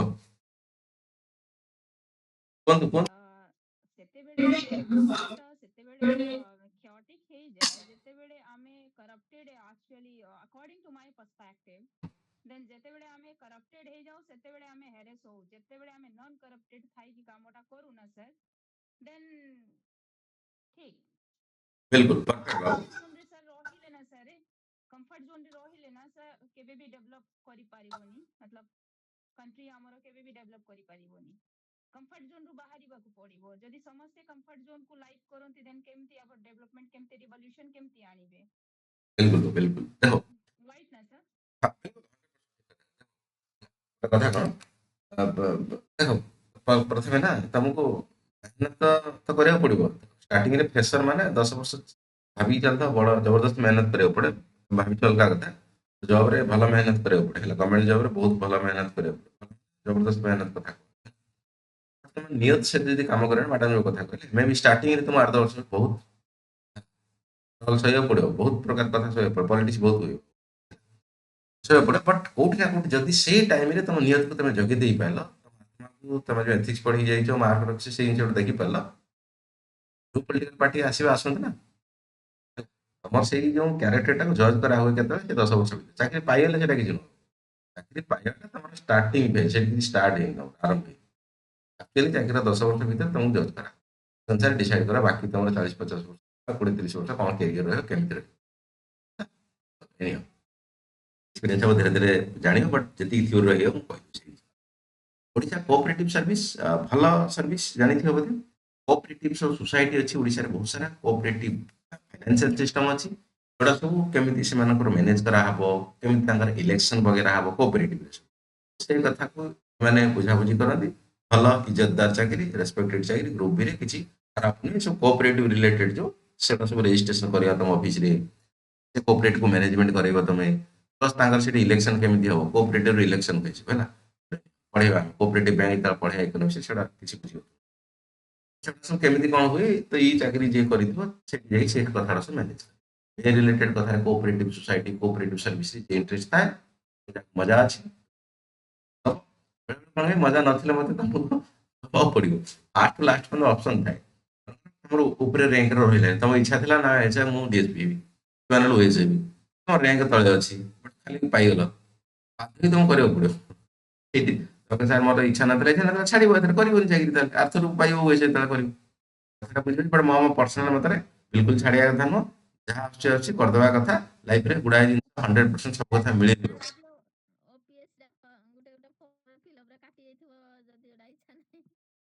ଏ କଥା କହୁଛି ମୁଁ, ଦେଖ ଦୁନିଆରେ ନା 100% କିଛି ଯାହା ଚାହୁଁଥିବ ମଣିଷ ତାହା ମିଳିଯାଇପାରେନି, ଯଦି ମିଳିଗଲା ଭଲ କଥା। ଆମେ ଏବେ ଯଦି ଭାବିବା ଆମକୁ ମିଳିଯାଉ ବୋଲି, ତେବେ ଆମେ ଏବେଠୁ ଖଟିବା, ଆମେ ରାତି ଦିନ ମେହନତ କଲେ ଯାଇକି ସେତେବେଳେ, ନହେଲେ ଅଲଗା କଥା। ଏ ଦବାକୁ ପଡିବ। ହଁ ହଁ, ତଳ ଉପର ପର୍ଯ୍ୟନ୍ତ ଅପସନ ଅଛି, ତ ଆପଣ କୋଉ ଜବ୍ ଗୋଟେ ଚାକିରି ଆଗେ କରିବେ ପଛେ କରିବେ ସବୁ କିଛି ଦବାକୁ ପଡିବ। ସେ ଅନୁସାରେ ସେଟା ଦେଲା ବେଳେ ଭାରି ଭାବି ଚିନ୍ତିକି ଦେବେ, ଯେଉଁ ପୋଷ୍ଟ ଗୁଡା କହୁଛି ଯେମିତି ଆପଣଙ୍କର ନେଚର କିମ୍ବା ଆପଣ କାମ କରିପାରିବେ ସେଇ ଜିନିଷ ଭାବିଦେବେ, ଇନଷ୍ଟାଗ୍ରାମରେ ରିଲ୍ ଦେଖିକି ଦେଇଦେବେନି, ହଇରାଣ ହେବେ ପଛେ। ଓଡ଼ିଶା କୋଅପରେଟିଭ ସର୍ଭିସ ଭଲ, ଇଜ୍ଜତଦାର ବାଲା, କିଛି ଅସୁବିଧା ନାହିଁ ହେଲା। ନେକ୍ସଟ ଯିବା ଓଡ଼ିଶା ସ୍କିଲ୍ ଡେଭଲପମେଣ୍ଟ ଏମ୍ପ୍ଲୟ, ତମେ ଚାକିରି ଖୋଜୁଛ, ଓଡ଼ିଶାରେ ସେମିତି ବହୁତ ସାରା ପିଲା ଚାକିରି ଖୋଜୁଛନ୍ତି। ଇଏ ଚାକିରି ପାଇଲେ ତମେ ତମେ କାମ କଣ କରିବ, ଯେଉଁ ଏମ୍ପ୍ଲୟମେଣ୍ଟ ଆଉ ଅନଏମ୍ପ୍ଲୟମେଣ୍ଟ ଆଙ୍କ ଭିତରେ ଗ୍ୟାପଟାକୁ ତମେ ଫୁଲଫିଲ୍ କରିବ। ଡିଷ୍ଟ୍ରିକ୍ଟ ଲେଭେଲରେ ବହୁତ ସାରା ଯେଉଁ ନିଯୁକ୍ତି ମେଳା ହେଉଛି ଜାଣିଥିବ, ସେଇ ଜିନିଷ କରେଇବ ହେଲା। କିମ୍ବା ବିଭିନ୍ନ ପ୍ରକାର କମ୍ପାନୀ ମାନଙ୍କୁ ଡାକିକି ପିଲାଙ୍କୁ ତାଙ୍କୁ ଚାକିରି କରେଇ ଫେସିଲିଟି କରେଇବ ହେଲା। କିମ୍ବା ଯେଉଁ ଏମ୍ପ୍ଲୟମେଣ୍ଟ ଏକ୍ସଚେଞ୍ଜ କି ଏମ୍ପ୍ଲୟମେଣ୍ଟ ଏକ୍ସଚେଞ୍ଜରେ ପିଲାଙ୍କ ନାଁ ରେଜିଷ୍ଟର କରେଇବ, ତମ କାମ ଡାଟା ଏଣ୍ଟ୍ରି କରିବା ପାଇଁ ଲୋକ ଅଛି, ତମେ ସବୁ କରିବ। ନିଯୁକ୍ତି ମେଳା କମ୍ପାନୀ ମାନଙ୍କୁ ତାଙ୍କୁ ସେଟ୍ କରେଇବ, ପିଲାଙ୍କୁ ଆଣିକି ତାକୁ ଏଠି ସେ କରେଇବ। ତମେ ଯଦି ଭାବୁଛ ନାହିଁ ବହୁତ ସାରା, ମୋତେ ଆକ୍ଚୁଆଲି ଓଡ଼ିଶାରେ ବହୁତ ସାରା ଅନଏମ୍ପ୍ଲୟମେଣ୍ଟ ଏମ୍ପ୍ଲୟମେଣ୍ଟ କରିବା ମୋର ଇଚ୍ଛା, ତାହେଲେ ଏ ଚାକିରି ତମ ପାଇଁ ବେଷ୍ଟ। ସେଇ ରିଲେଟେଡ କାମରେ ମଜା ଅଛି, ମଜା ନିଅ କାମରେ, ମଜା ନିଅ, ପଇସା ପତ୍ର କେତେ ଦିନ ପାବୁ ସେଟା ଠିକ ନୁହଁ ହେଲା। କାମରେ ମଜା ଅଛି ନା, ତାଠୁ ବଡ କଥା କିଛି ଦୁନିଆ। ଗ୍ରୁପ ବି କଣ ହେଲା, ଗ୍ରୁପ ଏ ପଛରେ ପଡନି, ଯଦି ଇଚ୍ଛା ଅଛି କର, ସେଟା ମନା କର, ଇଚ୍ଛା ନାହିଁ ବିଲକୁଲ ଗ୍ରୁପ ବି ହଉନି, ଗ୍ରୁପ ସି ହେଇଯାଉ ନା। ଗ୍ରୁପ ସି ଭିତରେ ଡିଫରେନ୍ସ ତ ଭାବିଦେବା ଦରକାର। ସବୁ ଜିନିଷ ଆତ୍ମା କରିପାରେନି, କିଛି ଜିନିଷ ଦିମାଗ ବି ଲଗେଇବା ଦରକାର କିଛି। ମୁଁ ବୋଧେ କହିଥିଲି ମଧ୍ୟମା ହବା ଦରକାର, ମାନେ ନା ଏକଦମ ଏକ୍ସଟ୍ରିମ ହବ ନା ଏକଦମ ବିଲୋରେ ଶୋଇବ, ମଧ୍ୟମା କ୍ଷେତ୍ରରେ ଲାଇଫକୁ ମ୍ୟାନେଜ କରିବା ସବୁଆଡେ ଠିକ, ସେ ଜବ ହଉ, ଫ୍ୟାମିଲି ଲାଇଫ ହଉ, କିମ୍ବା ରିଟାୟରମେଣ୍ଟ ହଉ, after retirement Odisha labour service, Odisha labour service କାମ ମଧ୍ୟ ସେଭଳିଆ ବୁଝିପାରୁଛ ନା। ଲେବର ମାନେ ତମେ ଯୋଉ ବିଭିନ୍ନ ପ୍ରକାର ଲୋକ ସବୁ ଇଣ୍ଡଷ୍ଟ୍ରିଆଲ ୱାର୍କର ହେଇଗଲେ, ଚାଇଲ୍ଡ ଲେବର ହେଇଗଲେ, କିମ୍ବା ତମେ HR policy, Humane resource management କୁହାଯାଏ, ଏଚଆରଏମ ପଲିସି ଗଭର୍ଣ୍ଣମେଣ୍ଟର, ମନେକର ପ୍ରେଗନେନ୍ସି ମହିଳା କେତେ ଦିନ ଛୁଟି ନବ, କିମ୍ବା ସପ୍ତାହକୁ ମନେକର ମାର୍କେଟ ବିଲ୍ଡିଂରେ ପିଲା କାମ କରୁଛନ୍ତି ସବୁ, ସେମାନେ ତାଙ୍କୁ ସପ୍ତାହ ଗୋଟେ ଛୁଟି ଦେବା ଦରକାର। ଛୋଟ ପିଲାମାନଙ୍କର ଚାଇଲ୍ଡ ଲେବର ଖରାପ କାମ କରୁଛି, ଯଦି ଏ ରିଲେଟେଡ କାମରେ ତମକୁ ଇଣ୍ଟରେଷ୍ଟ କି, ମାନେ ଯୋଉ ଏମ୍ପ୍ଲୟି ତାଙ୍କ ବେନିଫିଟ ଠିକ ଠାକ ମିଳିବା ଦରକାର, କମ୍ପାନୀ କିମ୍ବା ଏନିଥିଙ୍ଗ ତାଙ୍କୁ ଶୋଷଣ ନ କରିବା ଦରକାର, ତାଙ୍କୁ ଛୁଟି ପ୍ରପର ମିଳିବା ଦରକାର, ଶନିବାର ହାଫ ଡେ ହେବା ଦରକାର, ଛୋଟ ପିଲାଙ୍କୁ କାମ ନ ଲଗେଇବା ଦରକାର, କାମ ଦିନକୁ ଏତିକିରୁ ଏତିକି ଘଣ୍ଟା ହବା ଦରକାର, ଅଫିସରୁ କାମ ସାରିକି ଗଲା ପରେ ପୁଣି ବସ୍ ଫୋନ କରିବ, ମେସେଜ କରିବ, ରାତି ସାରା ତମକୁ ଶୋଇତେ ଦେବନି ହେଲା। ତମେ ଘରେ ପହଞ୍ଚିବ, ବସ୍ ପୁଣି ପଠଉଥିବ କି ଭାଇ ସାହେବ ଫାଇଲଟା କରିକି ପଠା ଜଲ୍ଦି ହେଲା, ରାତିରେ ଏଇଠି ଯାଇ ଭିଜିଟ କର। ମେଣ୍ଟାଲି ପ୍ରେସର ହଉଛି ନା ବହୁତ, ଯିଏ ଜବ୍ କରୁଥିବ ତମେ ବୁଝିପାରୁଥିବ କଥା ମୁଁ କଣ କହିବା ପାଇଁ ଚାହୁଁଛି। ଜବରେ ପ୍ରେସର ବହୁତ ଥାଏ ହେଲା, ଯେ ବେଳେ ବେଳେ କୁହେ ନା କି ସାର୍ ପାଠ ପଢିବାକୁ ଟିକେ ଇଚ୍ଛା ହଉନି, ମୁଁ ସେତେବେଳେ ତାକୁ କୁହେ ଗୋଟେ ବର୍ଷ ଖଣ୍ଡେ ଜବ୍ କରିଦେ ଆଗ। ଆପେ ଆପେ ପାଠ ପଢିକି ବଡ ବଡ ଚାକିରି କରିବା ପାଇଁ ଇଚ୍ଛା ହେଇଯିବ ତତେ, କିଛି ଅସୁବିଧା ନାହିଁ। ଜବରେ ବହୁତ ପ୍ରେସର ଥାଏ, ଟେନସନ ଥାଏ। ନେଗେଟିଭ କହୁଛି, ପଜିଟିଭ ମଧ୍ୟ କହୁଛି, ପଇସା ମିଳେ, ସାଟିସ୍ଫାକ୍ସନ ଥାଏ, ଜିନିଷ ଇଜ୍ଜତ ଥାଏ, ଦୁନିଆ ତମକୁ ମାନେ ଏଇ ପ୍ରକାର କଥା ବି ଅଛି ସବୁ ଜାଣିଛ। ଦି ପ୍ରକାର ଭ୍ୟାଲୁ ଅଛି, ଗୋଟେକୁ ଅନେଇବନି, ଦି ପ୍ରକାର ଦେଖିବ, ମିଡିଲଟା ଲେବର ସର୍ଭିସ ସେଇ ରିଲେଟେଡ କାମରେ ଯାହାକୁ ଇଚ୍ଛା ଅଛି ସେ ଜିନିଷ ଦବ, କିମ୍ବା ଯୋଉ ପ୍ରାୟୋରିଟି ଯେତେବେଳେ ଟପ୍ ରୁ ଲୋୟର ପର୍ଯ୍ୟନ୍ତ ଦବ, କୋଉ ପ୍ରାୟୋରିଟି ଅଧିକା ଭଲ ଲାଗେ, କୋଉ ପ୍ରାୟୋରିଟି କମ ଭଲ ଲାଗେ, ସେ ଅନୁସାରେ ଭଲ ପୋଷ୍ଟ ଅଛି, କିଛି ଅସୁବିଧା ନାହିଁ, 98 ପୋଷ୍ଟ ଅଛି। ଆଉ ଗୋଟେ ଅଧିକା ଥିଲେ ଟାକ୍ସେସନରେ ମଧ୍ୟ ତମକୁ ଦେଖି ଦେଇଥିବି, ଏଠି ତ କମ ଅଛି, 10 ପୋଷ୍ଟ ଅଛି, ଓଡ଼ିଶା ସ୍କିଲ୍ ଡେଭଲପମେଣ୍ଟ, ଭଲ ଚାକିରିଟା ଏଇଟା। ଓଡ଼ିଶା ସ୍କିଲ୍ ଓଡ଼ିଶା କୋଅପରେଟିଭ୍ ଏଇଟା ଭଲଟା କମ୍ ଅଛି। ଏଇଠି ଗୋଟେ ବଡ଼ ଥିଲା ଓଡ଼ିଶା ଟାକ୍ସେସନ୍ ଭଲ ପୋଷ୍ଟ ମାନେ ଅଧିକା ପୋଷ୍ଟ ପୋଷ୍ଟ ଦେଖିବ ପୋଷ୍ଟ କେତେ ଅଛି ଦେଖି ଟାକ୍ସେସନ ସର୍ଭିସଟା ଭଲ କି ନାହିଁ? ଭଲ ଷ୍ଟାଟିକ୍ସ ହଁ ଷ୍ଟାଟିକ୍ସ ଭଲ ବା ଷ୍ଟାଟିକ୍ସ ବାହାର ନିଏ ତ ନାଇଁ ନାଇଁ ସେଇ ଟାକ୍ସେସନ ଯୋଉଟା କହିଲେ ବେଶୀ ପୋଷ୍ଟ ଅଛି ତ ସେଇଟା ଟାକ୍ସେସନ୍ ଟାକ୍ସେସନ୍ ହଁ ମୁଁ କହିଲି ପୁରା ଟାକ୍ସେସନ୍ ଭଲ ବାବୁ ହେଲା ଯୋଉଟା ଆକାଉଣ୍ଟ ଅଛି ଟାକ୍ସେସନ୍ ଦି ପ୍ରକାର ଚାକିରି ଅଛି ଗୋଟେ ହେଲା ଟାକ୍ସେସନ୍ ଆଉ ଗୋଟେ ହେଲା ଆକାଉଣ୍ଟ ସେଟା ଏଠି ଚାକିରିର ଗୋଟେ ଲେଖା ହେଇଛି ବଟ୍ ସେଠି ତମେ ଅଫିସରେ ଗଲେ ତମ ଦି ପ୍ରକାର ଏଠି କାଟାଗୋରି ହେଇଯିବ ସେ ଟାକ୍ସେସନ୍ ପାଇବେ ସେଠି ଦବଙ୍ଗଲା କାମ ରହିବ ମାନେ ରେଡ୍ କରିବା କଥା ଓହୋ। କହୁଛି ଯେ ପଇସା ଜିଏସଟି ଦୁଇ ପ୍ରକାର ବି ଚିହ୍ନା ଅଛି ନା। ହଁ ଜିଏସଟି ଫାଙ୍କୁଛି ବଗେରା ବଗେରା ଏଠି ମଧ୍ୟ ସେ ଏକ୍ଜିକ୍ୟୁଟିଭ୍ ପ୍ଲସ୍ କ୍ୱାସି ଜୁଡିସିଆରୀ ହେଲା ରେଡ୍ କରିପାରିବ ଲୋକଙ୍କ ଘରେ କିମ୍ବା ଯିଏ ପଇସା ଦେଲେଣି ତାକୁ ଆରେଷ୍ଟ ୱାରେଣ୍ଟ କରିପାରିବ ତାକୁ ଘରେ ଏଇ ପ୍ରକାର କାମ ଅଛି ସବୁ ହେଲା ଗୋଟେ ଆକାଉଣ୍ଟରେ ଜଳିବ ସ୍ପେଶିଆଲି ହିସାବ ପତ୍ର ଗଭର୍ଣ୍ଣମେଣ୍ଟ କୋଉ ପ୍ରୋଜେକ୍ଟକୁ କେତେ ପଇସା ଗଲା କେତେ ଆସିଲା ହିସାବ କୋଡ଼ ଅଧିକା ଗଲା କମ୍ ଗଲା ଏସବୁ ଜିନିଷ ଦ୍ୱାରା ଫାଇନାନ୍ସ ହବ ସେଗୁଡ଼ା ଗୋଟେ ଇନି ହାଉସ୍ ଯାଅ ବାହାର ସେଠି କିଛି ମତଲବ ନାହିଁ ଆରାମସେ ବସିଲ ଅଫିସରେ କାମ କଲ ସଞ୍ଜବେଳେ ଘରକୁ ପଳେଇଲ ଆଉ କିଛି ଟେନସନ୍ ଏଇସବୁ କାମରେ ତମର ଡ୍ୟୁଟି ଟାଇମ୍ ନାହିଁ ସେତେବେଳେ ବସ୍ ଫୋନ୍ କରିବ କିମ୍ବା ବାକି କାମ ବଢ଼ିପାରେ ବଗେରା ବଗେରା ହେଇପାରିବ ହଁ ଦବଙ୍ଗିରି ଅଛି ପାୱାର ରହିଲେ କିଛି ପିଲାଙ୍କୁ ମଧ୍ୟ ଭଲ ଲାଗେ ଏଠି ତାଙ୍କୁ ମଜା ଆସିଯାଏ ସବୁଆଡେ କହିଦେବି ଯୋଉଟା ଭଲ ଲାଗେ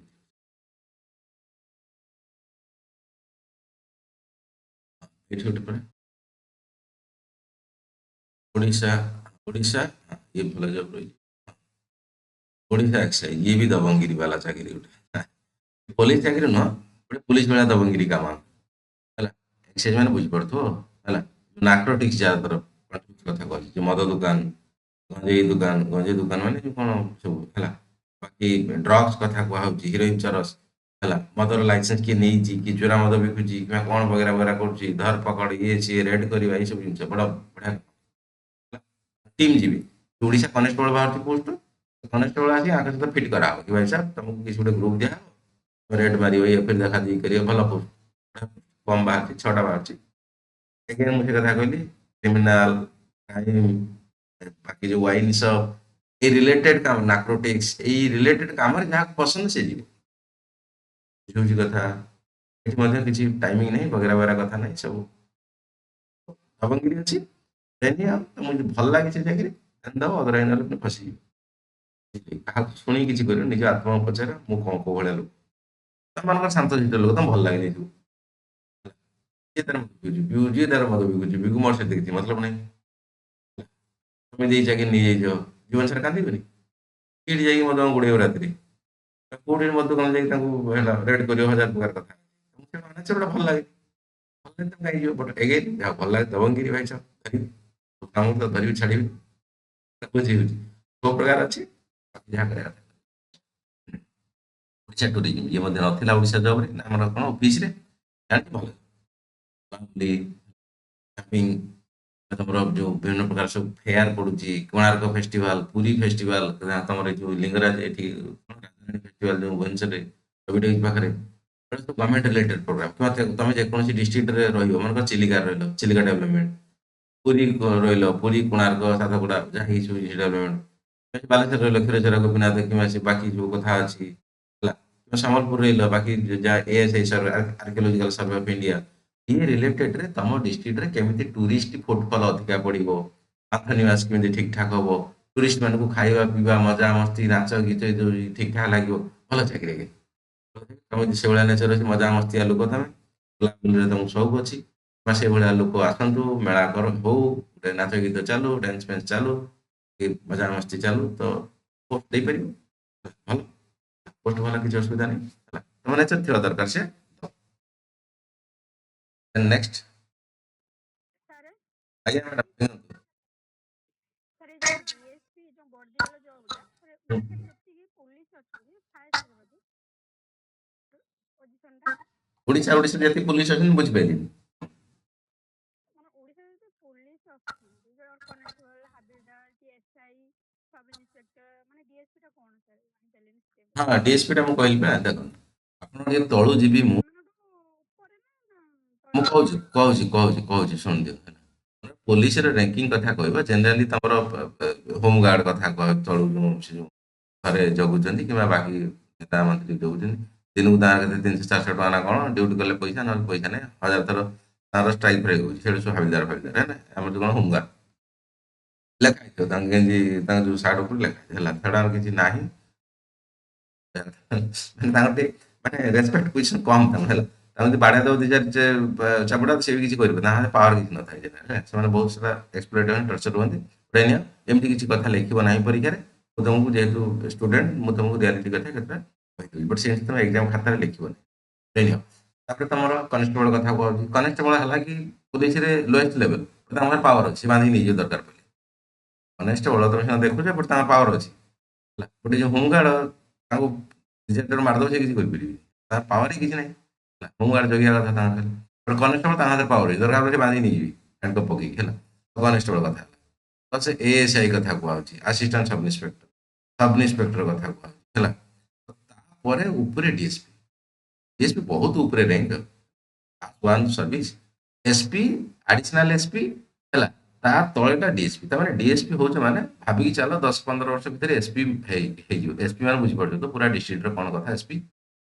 ହେଲା DSP ର ଆଇଦର ଗୋଟେ ର୍ୟାଙ୍କ ପରେ या फिर ଦିଟା ର୍ୟାଙ୍କ ମାନେ ଦିଟା ପ୍ରମୋସନ ପରେ you will be the SP rank superintendent of police ବୁଝିପାରୁଥିବ କ'ଣ ଡିଷ୍ଟ୍ରିକ୍ଟର ହେଡ୍ ସେ ବିଭିନ୍ନ ପ୍ରକାର ଯେଉଁ ମାନେ ଯେଉଁ ଷ୍ଟେଟ୍ରେ କ୍ୟାପିଟାଲରେ ମନ୍ତ୍ରୀଙ୍କ କଥା କିମ୍ବା ଚିଫ୍ ମିନିଷ୍ଟର ଏସବୁ ଗୁଡ଼ା ପ୍ରକାର କଥା ଆମେ ବୁଝାବୁଝି କରୁ ବଟ୍ ଯାହାଦ୍ୱାରା DSP କୁ ଏବେ ନେଇକି ଯାଉଛି ସାର୍କେଲ ଅଫିସର ଆଙ୍କ କାମ ହେଲା କ'ଣ 8-10ଟା ଥାନା ତମ କଣ୍ଟ୍ରୋଲରେ ଯେଉଁ କେସ୍ ରଖିବା ପାଇଁ ନା FIR ରଖିବା ପାଇଁ SI ଅଛନ୍ତି IIC ଅଛନ୍ତି ଇନ୍ସପେକ୍ଟର ଇନଚାର୍ଜ ASI ଅଛନ୍ତି ଏମାନେ ସବୁ କାମ ସେଇଆ ୟାକୁ ଉପରେ DSP ଖାଲି ଦେଖିବ ବଡ଼ କେସ୍ ହେଲେ ଯିବ ମର୍ଡର ହେଇଗଲା ରେପ୍ ହେଇଗଲା ବଡ଼ ଚୋରି ହେଲା କିମ୍ବା ପଲିଟିସିଆନ୍ ଆସୁଛନ୍ତି କିମ୍ବା ମୁଖ୍ୟମନ୍ତ୍ରୀ ଆସିଲେ କିମ୍ବା ମନ୍ତ୍ରୀ ଆସିଲେ କିମ୍ବା ବାହାରୁ କିଏ ଆସୁଛନ୍ତି ୟାଙ୍କୁ ଜେନେରାଲି ସୁରକ୍ଷା ଦେବା ପ୍ଲସ୍ ଏ ଥାନା ଗୁଡ଼ାକୁ ଜଜ୍ କରିବା ତାମାନେ କେଉଁ ଥାନାରେ କାମ କମ୍ ହେଉଛି କିମ୍ବା ସେମାନେ କେସ୍ ଫେସ୍ ରଖୁଛନ୍ତି କି ନାହିଁ ୟାଙ୍କର ଟ୍ୟୁସନ୍ ନେବା ପ୍ଲସ୍ ମନ୍ତ୍ରୀ ନେତାମାନଙ୍କୁ ପ୍ରୋଟେକ୍ସନ୍ ଦେବା କିଛି ବଡ଼ ବଡ଼ ମେଳା ଫଙ୍କସନ୍ ସେ ଜିନିଷକୁ ଦେଖିବା କିମ୍ବା ବଡ଼ ଧରଣର ମନେକର ମର୍ଡର ହେଇଗଲା ରେପ୍ ହେଇଗଲା ରାସ୍ତା ରୋକ ହେଇଗଲା ତମ ଏରିଆ ଭିତରେ ସେ ଜିନିଷ ହବ ପ୍ଲସ୍ ତମେ ରିପୋର୍ଟ କରିବ ଆଡିସନାଲ SP या फिर SP ରିପୋର୍ଟ କରିବ ତମ ଅଣ୍ଡରରେ ଯେଉଁ 7-8ଟା ଥାନା ଥିବ ସେଇ ଜିନିଷରେ ପୁରା ହେଡ୍ ତମେ ହେଲା କଥା ନା ଗଲାନି କଥା ମ୍ୟାଡ଼ାମ ଗଲା ତ କଥା SP ମ୍ୟାଡ଼ାମ ଆଜ୍ଞା ଆଜ୍ଞା ଆଜ୍ଞା ସାର୍ ବୁଝିଗଲି ଚलो ଚलो ଚलो ଚलो ଭେରି ଗୁଡ୍ ହେଲା ବଡି ହାଇଟ୍ ଦରକାର ବାବୁ ମୁଁ ଦେଖିବି ଆଗକୁ କେତେ ଅଛି ସେ ଅନୁସାରେ ଆପଣ ଦେଖିବେ ଓକେ ନେକ୍ସଟ କଥା ହେଉଛି କ'ଣ ଏଇଟା ଆଜ୍ଞା ସାର୍ ହଁ ନେକ୍ସଟ କଥା ନା ଦେଖ ବାବୁ ସ୍ୱପ୍ନ ଦେଖିବା କିଛି ଖରାପ ନୁହଁ ନା ବାବୁ ଦେଖ ତମେ ନ ପାଇଲେ ଆଉ କିଏ ପାଏ ଆଉ କିଏ ନହେଲେ ଆଉ କିଏ ପାଇବ କିଏ ଜଣେ ପାଇବ ଏ ଯୋଉ ପୋଷ୍ଟ ବାହାରେ କେହି ଜଣେ ପାଇବ ସାର୍ ସ୍ୱପ୍ନରେ ଅଛି କିନ୍ତୁ ଯଦି ହେଇଯିବ ବଡି ଦରକାର ନା, ମୁଁ ସେ କଥା କହୁନି ମୁଁ ସେ ଜିନିଷ କଥା କହୁନି ପର୍ସନାଲି ବଟ୍ ଯିଏ ହେଲେ ଜଣେ ପାଇବ ଯିଏ ହେଲେ ପାଇବ ମାନେ କ'ଣ ଏଇଟା ଆକ୍ଚୁଆଲି ପୋଷ୍ଟ ଗୋଟେ ପୋଷ୍ଟ ନୁହଁ ଗୋଟେ ସ୍ୱପ୍ନ ମାନେ ତମେ ପଢିକି ଯିବ ଲାଷ୍ଟରେ সেটা ଯାହା ର୍ୟାଙ୍କ ରହିଲା କିମ୍ବା ଯାହା ରହିଲା ସେଠି କମ୍ପ୍ରମାଇଜ ହବ କି ନାହିଁ ବଟ୍ ଫାଷ୍ଟ କାମ ହେଲା you have to study hard ଏଇ ଜିନିଷ କହିବାର ତାତ୍ପର୍ଯ୍ୟ ହେଲା ତମକୁ ଏଇ ଜିନିଷ ବର୍ଷେ 2 ବର୍ଷ ଶୋଇବାକୁ ନ ଦଉ ଏବେ ଯାଇକି ସିଟ୍ ମିଳିବ ସିଟ୍ ଛୋଟିଆ ଜଲ୍ଦି ମିଳିବନି ହେଲା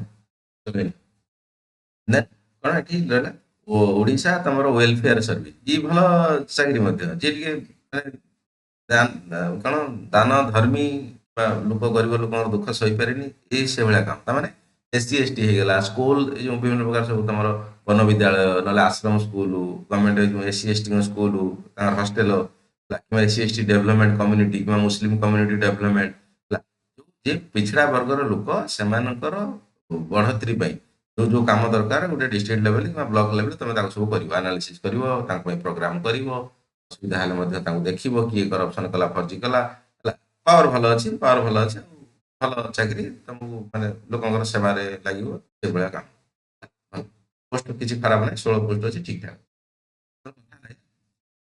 ସବୁ ଜବରେ କହିଲି ଏଇ ବି ସବୁ ଜବରେ OBC ତରଫରୁ ଯୋଉଗୁଡ଼ା ବାହାରେ ଜବରଦସ୍ତ ଚାକିରି ବାହାରେ ସବୁ ପ୍ରାୟ ଜବରେ ତମର ଅଫିସ ମିଳିଯିବ ପ୍ରାୟ ଏସି ରୁମ୍ ମିଳିଯିବ ହେଲା ସବୁ ଗାଡ଼ି ନାହିଁ ବଟ୍ DSP ଫେସିପି ହେଇଗଲା ତମର ତହସିଲଦାର ହେଇଗଲା ହେଲା ଏଗୁଡ଼ା ସବୁ ଗାଡ଼ି ଫାଡ଼ି ମିଳିଯିବ ଡ୍ରାଇଭର ମିଳିଯିବ ଅଫିସରେ ବାକି ଷ୍ଟାଫ୍ ମିଳିଯିବେ ହେଲା ବାକି DSP ପାଇଁ ମଧ୍ୟ ତମର ଗନମ୍ୟାନ୍ 2ଟା ପଛରେ ମିଳିବେ ତୁମକୁ ସିକ୍ୟୁରିଟି ଦେବା ପାଇଁ 2ଟା ଗନମ୍ୟାନ୍ ଯିବେ ବାକି ତହସିଲଦାର ପାଖରେ ସେ ସବୁବେଳେ ଥାଏ, ବାକି ପୋଲିସ କନେଷ୍ଟବଳ ଥାନ୍ତି, ଯୋଉଠି ଯାଆନ୍ତି କିମ୍ବା ତାଙ୍କ କହିବା ଅନୁସାରେ ବାକି ପୋଲିସ ତାଙ୍କୁ ସିକ୍ୟୁରିଟି ଦିଆହେଇଥାଏ। ସେ ଲ ଆଣ୍ଡ ଅର୍ଡର ମେଣ୍ଟେନ କରିବେ ନା, ଯେମିତି ଆଇଏଏସ୍ ଅଫିସର ସେଠି, ଏଠି ସେମିତି ଆଇଏଏସ୍ ଅଫିସର ତମର କିଏ ବ୍ଲକରେ ତମର ତହସିଲଦାର, ବିଡିଓ ବ୍ଲକ ଡେଭଲପମେଣ୍ଟାଲ ଅଫିସର, ଯୋଉଟା କି ସାଇମେଣ୍ଟାଲିୟସଲି ସେଟା ମଧ୍ୟ ଓଏସରେ ଦାୟିତ୍ୱ କ୍ଲାସ ବିଡିଓ ନ ତହସିଲଦାର।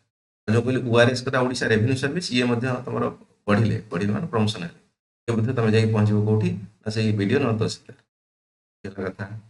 ଯଦି ଡାଇରେକ୍ଟ ଭଲ ମାର୍କ ରଖିଦେଲ ଡାଇରେକ୍ଟ ହେଲ, ଯଦି ଭଲ ମାର୍କ ନ ରଖିବ ଗ୍ରୁପ ବି ର ବି ଯିଏ ମାନଙ୍କର ରଖିବ ଓଆରଏସ୍, ସେ ମଧ୍ୟ ପଢିଲେ ଯାଇକି ଓଏସ୍ ହେଇପାରିବ। ହେଲା କଥା। ହଁ, ଡିଏସପି ର ଆଉ ଗୋଟେ ପ୍ଲସ୍ ପଏଣ୍ଟ କଣ ନା ଏଠି ପ୍ରମୋସନ ଭଲ ହୁଏ। ଡିଏସପି ରେ ବହୁତ କମ ପୋଷ୍ଟ ଥାଏ ତ ଭଲ ପ୍ରମୋସନ। ଡିଏସପି ରୁ ଏସପି ପ୍ରାୟ ପିଲା ହୁଅନ୍ତି, ଡିଏସପି ରୁ ପ୍ରାୟ ପିଲା ଏସପି ହୁଅନ୍ତି, but in case of OS, OS ରୁ ଆଇଏଏସ୍ ବହୁତ ରେୟାର। ଡେପୁଟେସନ କଥା କହୁଛି କିମ୍ବା ଅଲଗା ଅଲଗା ଯେତେବେଳେ ପ୍ରାଇମ ମିନିଷ୍ଟର ନା ପ୍ରେସିଡେଣ୍ଟ ବେଳେବେଳେ ତାଙ୍କୁ ପ୍ରମୋସନ କରିକି ଆଇଏଏସ୍ କରାନ୍ତି, ସେ କ୍ଷେତ୍ରରେ ହୁଏ, ବଟ୍ ବହୁତ ରେୟାର କ୍ଷେତ୍ରରେ ଏକଦମ ଏକ୍ସଟ୍ରାଅର୍ଡିନାରୀ କାମ କରୁଛ ତମେ ଫିଲ୍ଡରେ ତମକୁ ମିଳିବ, ଅଦରୱାଇଜ ନହେଲେ ବହୁତ rare. But in case of DSP, DSP ରୁ ଏସପି ପୋଷ୍ଟ ମିଳିବା ପାଇଁ ଯାହାଦ୍ୱାରା ସମସ୍ତ ପ୍ରାୟ ମିଳେ 80-90%। ହେଲା କଥା। ଯଦି ଏଜ୍ ତମକୁ ଶୋ ହଉଛି କିମ୍ବା କମ ବୟସରେ ପାଇଯାଇଛି, ଏଇଟା ଜବ୍ ପ୍ରୋଫାଇଲ। ଆଉ ମାନେ ବୁଝି ବୁଝି ବାଉଁଶ ହେଇଯାଉଛି ବା, ତା ଗପ ଶୁଣୁଛ ଖାଲି ବା। ଭଲ ଲାଗୁଛି ସାର୍, ବଢିଆ ଲାଗୁଛି ସାର୍। ବଢିଆ ବଢିଆ ଲାଗୁଛି, ତା ପାଇଁ ପଢିବ ତ ସବୁ। କେତେ ଲାଗୁଛି ତା ପାଇଁ, କେତେ ଘଣ୍ଟା ମେହନତ କରିବେ ଦିନକୁ। ବିଲକୁଲ ହଁ, ଶୁଭଦର୍ଶିନୀ ମିଶ୍ରା ମ୍ୟାଡାମ ଶୁଅନି ହେଲା, ବର୍ଷେ ନ ଶୋଇଲେ ମରିଯିବନି କେହି ହେଲା, ଆରାମସେ ବର୍ଷରେ ପୁରା 2-3 ଘଣ୍ଟା ନେଖା ଶୁଅ। ଆଖିଟା ପାଠପଢା ପିଲା ନା, ଦେଖିଥିବ ବାବୁ ତମ ଆଖି ପାଖି ସବୁ କଳା ହେଇଯାଇଥିବ, ରାତିରେ ଶୋଇନଥିବେ ସେଗୁଡା ହେଲା, ଖାଇବା ପିଇବା ତାଙ୍କର ଏପଟ ସେପଟ ହେଇଯାଇଥିବ, ସାଙ୍ଗେ ସାଥେ ତାଙ୍କର କେହି ବଞ୍ଚି ନଥିବେ ଆଉ। ମା ସହିତ ବି ରିଲେସନ ମାନେ ସେତେଟା ଭଲ ନଥିବ, କାରଣ କଥାବାର୍ତ୍ତା ହେଲେ ସିନା କାହା ସହିତ ଭଲ ରିଲେସନ ରହିବ। ରିଲେସନ ଦୁନିଆରେ କେହି ନାହାନ୍ତି, ରିଲେସନ କେବଳ ଜଣଙ୍କ ସହିତ ଥିବ, ବହି ଖାତା ସହିତ। ବହି ଖାତା କ୍ୟାରିୟର ତମେ ଏକୁ ଛାଡ଼ିଦେଲା ଆଉ ବାପ ମା ସାଙ୍ଗ ସାଥି ଦୁନିଆଦାରି ନଥିଙ୍ଗ ଇଜ ଦେୟାର, ସେଭଳିଆ କର। ସେଇଥିପାଇଁ ସ୍ୱପ୍ନ, ଏସପି ଭାବୁଛ ଭାବ, ତହସିଲଦାର ଭାବୁଛ ଭାବ, କିଛି ଅସୁବିଧା ନାହିଁ ହେଲା, ବଟ୍ ମେହନତ କର ତାକୁ।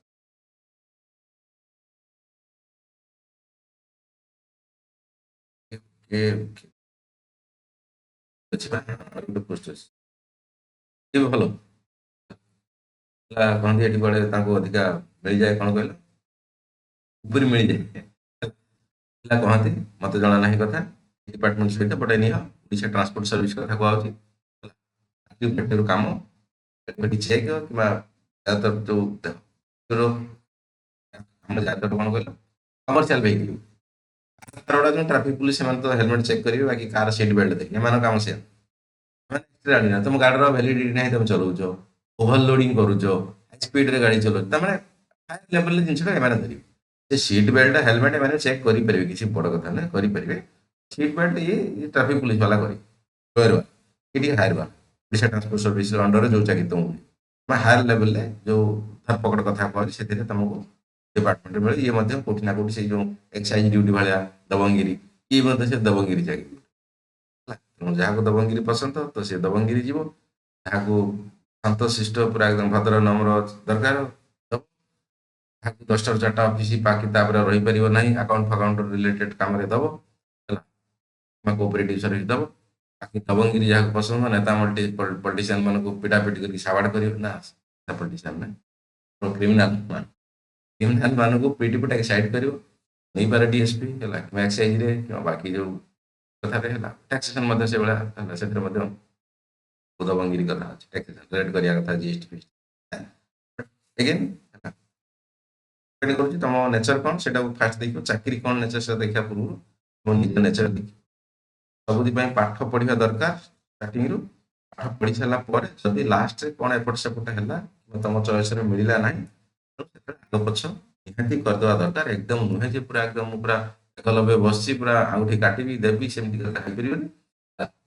ପଢନ୍ତୁ, ଏବେ ଯୋଉ ଭାବୁଛନ୍ତି ସେ ଡିଏସପି ଭାବନ୍ତୁ, ତହସିଲଦାର ଭାବନ୍ତୁ, କିମ୍ବା ଓଆରଏସ୍ ଭାବନ୍ତୁ, ଏକ୍ସାଇଜ ଭାବନ୍ତୁ, କିମ୍ବା ଟ୍ରାନ୍ସପୋର୍ଟ ଭାବନ୍ତୁ, ଯାହା ଭାବନ୍ତୁ ଏବେ, ବୁଝିଲେ ହିଁ ଆପଣଙ୍କୁ ମାନଙ୍କୁ ପାଠ ପଢିବା ପାଇଁ ଗୋଡ଼ ହବ କିମ୍ବା ରାତାରାତି ଶୋଇବେନି।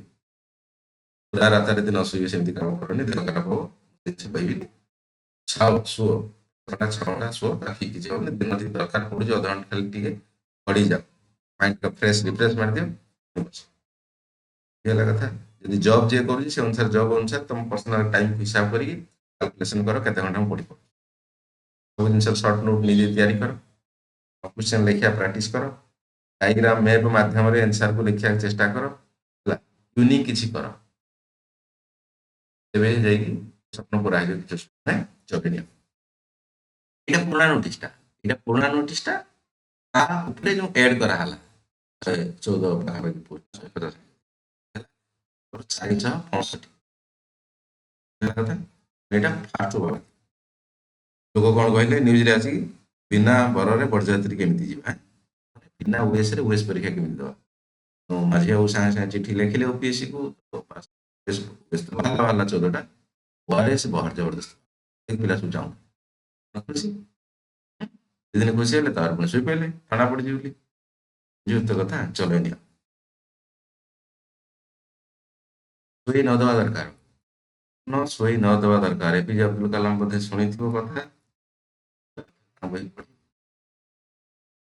ଭ୍ୟାକେନ୍ସି ପୋଜିସନ କଥା କୁହାହଉଛି, ଏଜ୍ ଲିମିଟ୍ ଏଟା ଦେଖିଦେଇଥିବ। ବେଳେ ବେଳେ ପିଲା ଏଜ୍ ପଚାରନ୍ତି, ହେଲା ସବୁ କଥା ଏଇଠି ଲେଖା ହେଇଛି ଆରାମସେ। ଏଇଟା 300 200 କେତେ 203 ପେଜ ଅଛି।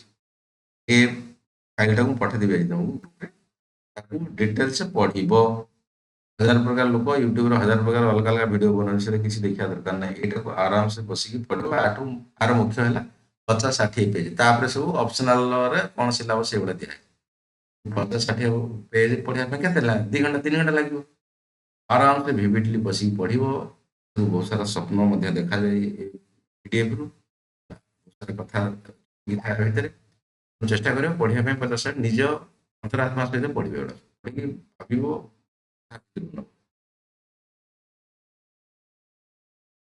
ତ ଏଜ କଥା ଲେଖା ହେଇଛି, ସେ ଅନୁସାରେ ଏଜ ଦେଖିଦବ। ଯଦି ସ୍ପେଶାଲ କି ଡାଉଟ୍ ଅଛି କାହାର, ପଚାରି ପାରିବ, କିଛି ଅସୁବିଧା ନାହିଁ। ବାକି କ୍ୱାଲିଫିକେସନ ତମର ମାଷ୍ଟର ଡିଗ୍ରୀ, ସରି ଆମର ବ୍ୟାଚଲର ଡିଗ୍ରୀ, या फिर ग्रेजुएशन फाइनल ईयर କରିବ। ଯଦି ତମ ଇଣ୍ଟରଭ୍ୟୁ ଟାଇମରେ ସାର୍ଟିଫିକେଟ ଆସିଯାଇଥିବା ଦରକାର, ସେଗୁଡ଼ା କଥା। ଫର୍ଜି ସାର୍ଟିଫିକେଟ ହବନି, ଡିଷ୍ଟାନ୍ସ ହବ, କିଛି ଅସୁବିଧା ନାହିଁ। ଇଗ୍ନୁ ଫିଗ୍ନୁ ମାନଙ୍କର କରିଛ, ଅଲଗା କୌଣସି ଡିଷ୍ଟାନ୍ସ ୟୁନିଭର୍ସିଟି ଓକେ, କିଛି ଅସୁବିଧା ନାହିଁ। ବଟ୍ ସେଟା ଫର୍ଜି ନ ହବ, ସବୁ ଜିନିଷ ପାସ୍ କର ସାର୍ଟିଫିକେଟ। ଓକେ, सर ଆଜ୍ଞା ମ୍ୟାଡ଼ାମ, ଆଜ୍ଞା ମ୍ୟାଡ଼ାମ। सर जो एजुकेशनल क्वालिफिकेशन टा फिलअप कराउची ସେଥିରେ ମୋର PhD ପର୍ଯ୍ୟନ୍ତ ଅଛି, ମାନେ PhD ସରିଯିବ। ତ PhD ପର୍ଯ୍ୟନ୍ତ ପୁରା ଫିଲଅପ କରିବି ନା ବିଟେକ୍ ରେ ରଖିଦେବି? ନା ନା ନା, ବିଲକୁଲ 100% ସବୁ ଗୁଡ଼ା ଦେବେ। ପୁରା ଲାଷ୍ଟ ପର୍ଯ୍ୟନ୍ତ? ହଁ, ଯେତେ ପର୍ଯ୍ୟନ୍ତ ଅଛି ଆପଣଙ୍କର ହାଏଷ୍ଟ କ୍ୱାଲିଫିକେସନ ଯେତେବେଳେ ହେଉଛି, ଇଣ୍ଟରଭ୍ୟୁରେ ଆପଣଙ୍କର ଡିଏଫ୍ ଗୋଟେ ଦିଆହବ। ସେତେବେଳେ ଟାଇମରେ ସେ ଜିନିଷ ଗୁଡ଼ା କାମ ଦେବ, ହେଲା। ଆଉ କିଛି କିଛି ମାତ୍ରାରେ ଆପଣଙ୍କୁ ପଜିଟିଭନେସ୍ ଦେବ। ଯାହାର ହାୟର ଅଛି, ଯାହାର ଏକ୍ସପିରିଏନ୍ସ ଅଛି, ଯାହାର କିଛି ଏକ୍ସଟ୍ରା କରିକୁଲାର ଆକ୍ଟିଭିଟି ଅଛି, ବିଲକୁଲ ଏଗୁଡ଼ା ବିଲକୁଲ ଓମିଟ୍ କରିବେ ନାହିଁ, ସବୁଗୁଡ଼ା ଦେବେ। ଆଉ ଜେନୁଇନ୍ ଜିନିଷ ଦେବେ, ଯୋଉଟା ସତରେ ଅଛି ସେଗୁଡ଼ା ଦେବେ। ବାକି ଦେଖିବା ଚକ୍କରରେ ଯଦି କିଛି ଜିନିଷ ନଥିବ, କହିଦେଇଥିବେ, ଲେଖିଦେଇଥିବେ, ସେଗୁଡ଼ା ଫସିବା ମାନେ ଅବସ୍ଥା ଖରାପ, ଫସିବ। सर एक्सपीरियंस मागले जदि मागिबो टीचिंग एक्सपीरियंस ता लेखिबे 12 वर्ष चाकरी करछि एबे 100% ଏଥିରେ କିଛି ଭାବିବାର ନାହିଁ, ହେଲା। ଏରା କିଛି ଭାବିବାର ନାହିଁ। ଟିଚିଂ ଏକ୍ସପିରିଏନ୍ସ ଅଛି, ନିଶ୍ଚିତ ଦେବେ। ଏକ୍ସଟ୍ରା କରିକୁଲାର କିଛି ଅଛି, ନିଶ୍ଚିତ ଦେବେ। अच्छी सर 2026 रे समान 12 वर्ष हो जो ସେ चाकरी। କଥା କହୁଛି, ସେଟା ଭଲ ଜିନିଷ। ପ୍ଲସ୍ ହବିଜ, ହେଲା, ଏକ୍ସଟ୍ରା କରିକୁଲାର ଆକ୍ଟିଭିଟି ଭାବି ଚିନ୍ତିକି ଲେଖିବେ, ହେଲା। ୟା ପରେ ଆମେ ପଛରେ ଚର୍ଚ୍ଚା କରିବା କ'ଣ ହବିଜ କେମିତି ହବା ଦରକାର, ଜେନ୍ୟୁଇନିଟି କ'ଣ, କାହା ସହିତ କେମିତି ରିଲେସନ। କ୍ୱେଶ୍ଚନ ବାଉନ୍ସ କରିକି ଫିଙ୍ଗିବେ ଏମିତି ଯେ ପାଗଳା ହେଇଯିବ, ହେଲା। ସେଇଟା ଆକ୍ଚୁଆଲି ମୁଡ ଇଣ୍ଟରଭ୍ୟୁରେ ବସିଲା ବେଳେ, ହେଲା। ତେଣୁ ଲେଖିବେ, ଅଛି ଯଦି ଷ୍ଟ୍ରଙ୍ଗ ସବୁ, ହେଲା। ଯଦି ଅଛି ନା ନାହିଁ, ତାକୁ ବୁଲେଇ ବାଲେଇ ଦେଇଥିବେ, ପୁଣି ସେଠି ଫସିଯିବେ, ହେଲା। ଥିବ ମାନେ ଦେବେ, ସେଟା ଆହୁରି ଷ୍ଟ୍ରଙ୍ଗ ପଡ଼ିଯିବ। ଏକ୍ସାମ୍ପଲ ମନେ ଆପଣ ମନେକର ଓଏସ୍ ଅଛି, ଓଏସ୍ ଆମର କ'ଣ ଓଏସ୍ ଅଛି ମାନେ ଯୋଉ ଗ୍ରୁପ ଏ ପ୍ଲସ୍ ଓପିଏସ୍ ଅଛି, ଓଡ଼ିଶା ପୁଲିସ ସର୍ଭିସ ଅଛି। ମନେକର ଆପଣ କିଏ ବି ଜଣେ ହଉ ଦେଇନାହାନ୍ତି ଓଆରଏସ୍, ନା ସରି ଓଆରଏସ୍ ତ ଦେବା ଅପେକ୍ଷା ଓଏସ୍ ଦେବା ଠିକ୍। ମନେକର ଆପଣ ଦେଇଛନ୍ତି କ'ଣ ଏକ୍ସାଇଜ ୟା ଫିର ଟୁରିଜିମରେ ଦେଇଛନ୍ତି, ଏକ୍ସାଇଜ ଟୁରିଜିମ ନମ୍ବର 1 ପ୍ରିଫରେନ୍ସ ଦେଇଛନ୍ତି, ସେଇଟା ଆପଣ ଗୋଟେ ପଜିଟିଭ ଜିନିଷ ଦେବ। କ'ଣ ପଜିଟିଭ ଦେବ? ଭାଇ ସାହେବ ଗ୍ରୁପ ଏ ରେ ଛାଡ଼ିକି, ଏତେ ସବୁ ଜିନିଷ ଛାଡ଼ିକି ଆପଣ ଟୁରିଜିମ କାହିଁକି ଦେଲେ?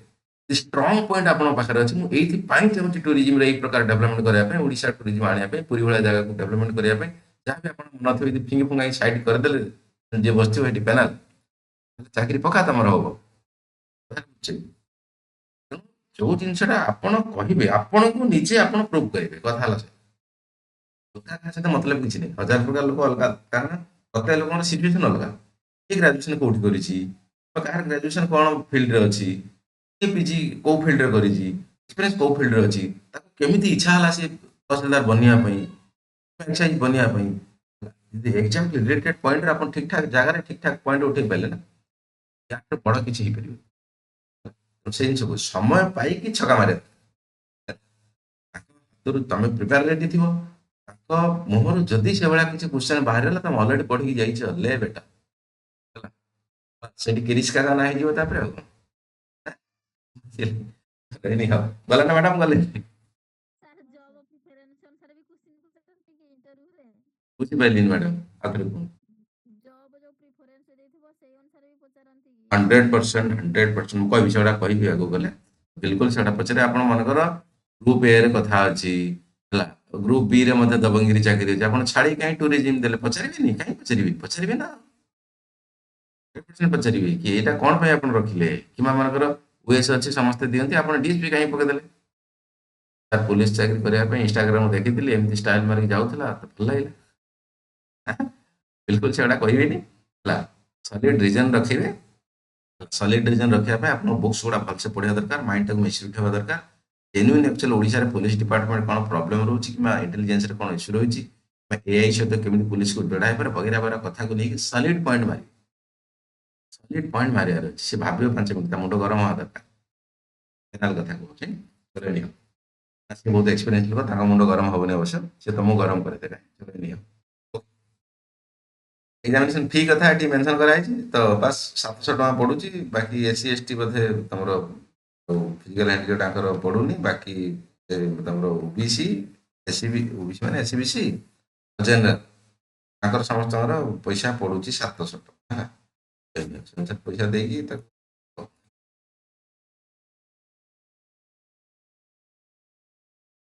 ନେକ୍ସଟ କଥା କୋଉଠି ରହିଲା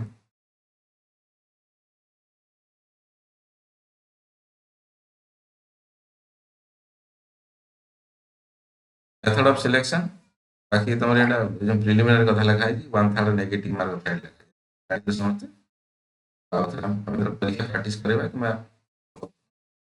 कि टेस्ट करबा से टाइम रे तुम सब रियलिटी रे कथा धरा पड़िबो कोन नेगेटिव मार्क अछि तमर जीएस हो जाउ कि तमर सी सेट हो जा होती 1/3 माने 3 भागरु आगे कथा 1/3 जे तुम्हारा से अनुसार 3 भागरु भाग सीधा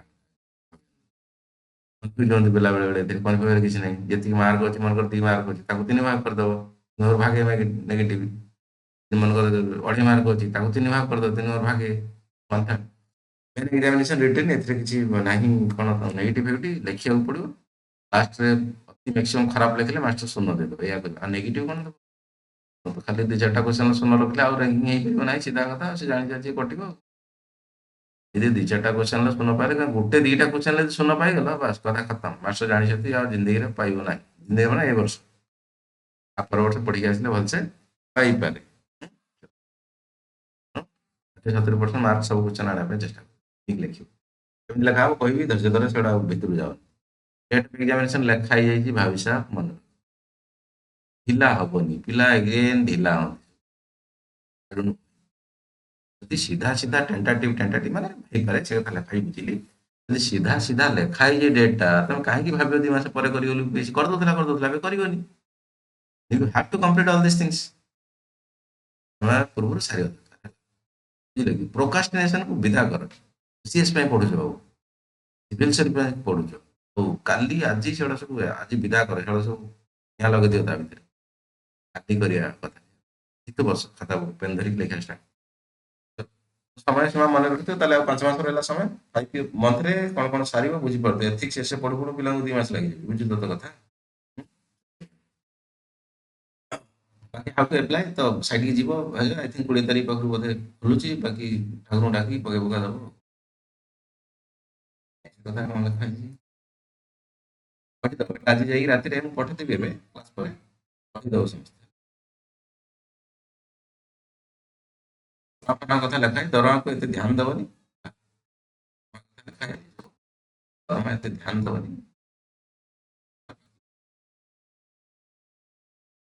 ପଇସା ମିଳିବ ମିଳିବା ଷ୍ଟାର୍ଟ ଲେଖା ହେଇଛି।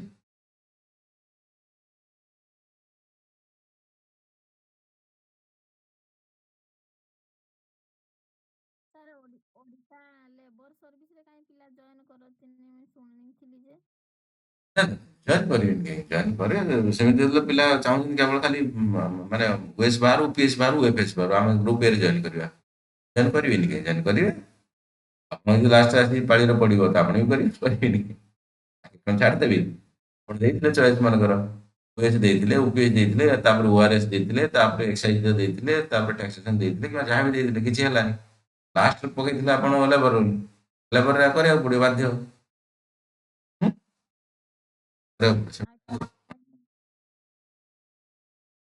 ଏଲିଜିବିଲିଟି ଇମ୍ପୋର୍ଟାଣ୍ଟ ଟିକେ କହିଦେଉଛି ବଟ୍ ପଢ଼ିଦେବେ ସିଟିଜେନ୍ ଏଫ୍ ଇଣ୍ଡିଆ ସମସ୍ତେ ଇଣ୍ଡିଆନ୍, କେହି ତ ବାଂଲାଦେଶୀ ନାହ ନା, ବାଂଲାଦେଶ ଥିଲେ ପୁଣି ଆପଣ ବିଦା କରାହେବ ଏଠି। ଏଜ୍ ଲିମିଟ୍ କଥା ଅଲରେଡି କହିଛି ତ ଦେଖିଦେବ ହେଲା, ଏତେ ଭଲ ବଢ଼ା ହେଇଛି ଆଇ ଥିଙ୍କ ସମସ୍ତଙ୍କର ବୋଧେ ଏଲିଜିବୁଲ୍ ହେବେ 42-43 ପର୍ଯ୍ୟନ୍ତ, ତ ଭଲ କଥା। ନ ହେଉଛି ଯିଏ କାହାର ଏକ୍ସଟ୍ରା ଅର୍ଡିନାରୀ କଥା ଯେ ମୋତେ ଫୋନ୍ କରି ପଚାରିବ ସେଟା ଆମେ ଦେଖିବା ନା ଆରାମସେ ରିଜଲ୍ଟ ଫିଜଲ୍ଟ ଯିଏ ଅଛି ତାର ମେଡିକାଲ ସାର୍ଟିଫିକେଟ ଦରକାର ବଗେରା ବଗେରା ଦରକାର, ତାକୁ ପର୍ସନାଲି ସେ ପଢିବ ଡିଟେଲ୍ସ, ମୁଁ ବି ଡିଟେଲ୍ସ ପଢିନି ଡିଜାବିଲିଟି ଭିତରେ କେତେ ପର୍ସେଣ୍ଟ କୋଉଠୁ ସାର୍ଟିଫିକେଟ କାଢିବାକୁ ପଡେ କଣ କଥା, ସେକୁ ଡିଟେଲ୍ସ ଆନାଲିସିସ୍ କରିବ, ଯଦି ନ କରିପାରେ ମୋତେ କହିବ, ମୁଁ ଡିଟେଲ୍ସ ପଢିକି ତା ବିଷୟରେ ଟିକେ ଆନାଲିସିସ୍ କରିକି ଦେବ। ବାକି ତମର ଏଇ ଯୋଉ କାଷ୍ଟ କଥା ଏଇ କଥାଟାକୁ ସମସ୍ତେ ଦବ, ପିଲା କହୁଛନ୍ତି କଣ ଆମର ତ ହେଇଯାଉଛି ନର୍ମାଲ ଏଜ୍, ଆମେ ଏସି ଏସଟି ଓବିସି କିମ୍ବା ଏଟିବିସି ଦବାନି, ଭାଇ ସାହେବ ଭୁଲ ଭାଲ କରିବ ନାହିଁ, 100% ଦବ। ମୁଁ କହିଲି ଅଲରେଡି କାଷ୍ଟ ସାର୍ଟିଫିକେଟ ହେଇଗଲା, ଫିଜିକାଲ ହ୍ୟାଣ୍ଡିକ୍ୟାପ୍ ସାର୍ଟିଫିକେଟ ଅଛି ହେଇଗଲା, ଏକ୍ସପିରିଏନ୍ସ ସାର୍ଟିଫିକେଟ ହେଇଗଲା, ଜବ୍ ସାର୍ଟିଫିକେଟ ହେଇଗଲା, ଏଜୁକେସନ ସାର୍ଟିଫିକେଟ ହେଇଗଲା, ପ୍ରଫେସନାଲ ଡିଗ୍ରୀ ସାର୍ଟିଫିକେଟ ହେଇଗଲା, 100% ଯାହା ଅଛି ସଚୋଟ ଭାବରେ ଦବ, କରିବ ନାହିଁ ସେ କଥା କହୁନି, ଯାହା ଅଛି ଦବ, କାରଣ ଏଜ୍ ପାଇଁ ରିଲାକ୍ସେସନ କଥା କହୁଛ, ବହୁତ ଚାକିରି ପୋଷ୍ଟ କଥା ପାଇଁ ଏସିବିସି ରେ ଅଛି ନା, 0.1 ମାର୍କରେ ନା 8-10 ପିଲା ରହୁଛନ୍ତି ବାବୁ, ତମର କାଷ୍ଟ ସାର୍ଟିଫିକେଟ ହେଇଗଲା ଅଲରେଡି ବହୁତ ବଡ ଆଡଭାଣ୍ଟେଜ, ବିଲକୁଲ ସେ ଭୁଲ କରିବ ନାହିଁ, ଯାହାର ନାହିଁ ଅଲରେଡି କାଢ ଯାଇକି ବିନା କାଷ୍ଟ ସାର୍ଟିଫିକେଟରେ ପକାଅ ନାହିଁ, ବିସି କଥା କହିବି ଫିର ଏସି ଏସଟି କଥା, ଜେନେରାଲ ଛାଡ଼ ଆପଣ ଦରକାର କି ଦରକାର, କ୍ୱାଲିଫିକେସନ ଅଲରେଡି କହିଲି, ଗ୍ରାଜୁଏସନ ହେଇଥିବା ଦରକାର, ଗୋଟେ କଣ ଲେଖା ହେଇଛି ପେମେଣ୍ଟ ସେ 700 ଟଙ୍କା ଦେବାକୁ ପଡିବ,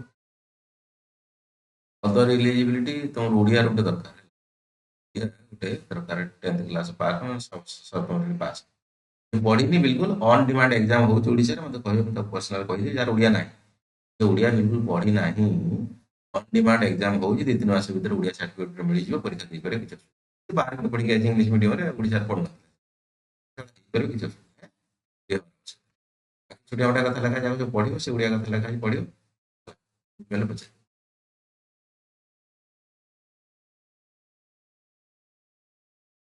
and conduct examination ଲେଖା ହେଇଛି, conduct examination ପ୍ରିଲିମିନାରୀ କରିବ, ମେନ୍ସ ପରୀକ୍ଷା କରିବ, ଇଣ୍ଟରଭ୍ୟୁ କରିବ, ତାପରେ ଚାକିରି ସିଲେକ୍ସନ ଲିଷ୍ଟ ବାହାରିବ, mister X Y Z selected ଫର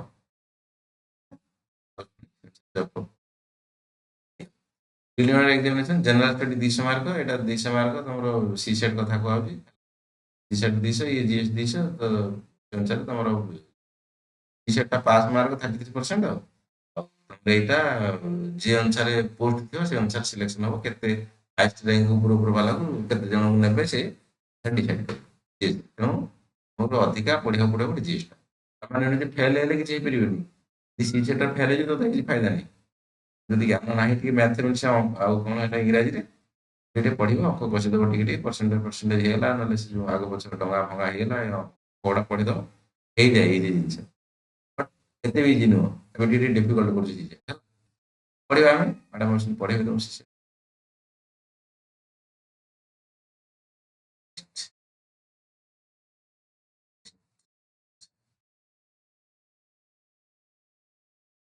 ନେକ୍ସଟ ଭାଇ ସାହେବ ଏଇଠି କଥା ଲେଖା ହେଇଛି 33%,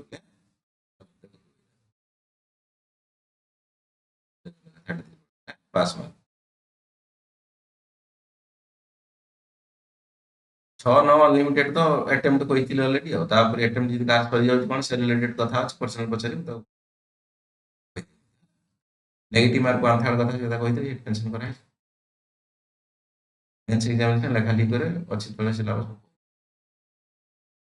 ଓଡ଼ିଆ ଇଂଲିଶ ଲାଙ୍ଗୁଏଜରେ ଆପଣ ଲେଖିପାରିବେ ହେଲା। 25 ମାନେ ଆପଣ pass language paper. Date of examination ଏତିକି, ଜୁନ୍ ଫୋନ୍ ଏତିକି ଅଛି। Attempt non attempt unlimited, unlimited ନା ବୟସ ଥିବା ଆପଣ।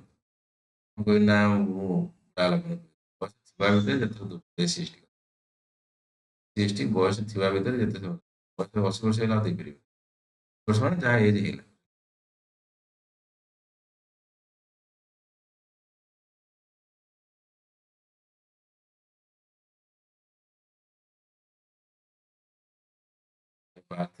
ରିଜର୍ଭେସନ କଥା କହୁଛି, ରିଜର୍ଭେସନ ଭଲସେ ଦବ କରିବେନି ସେଥିରେ।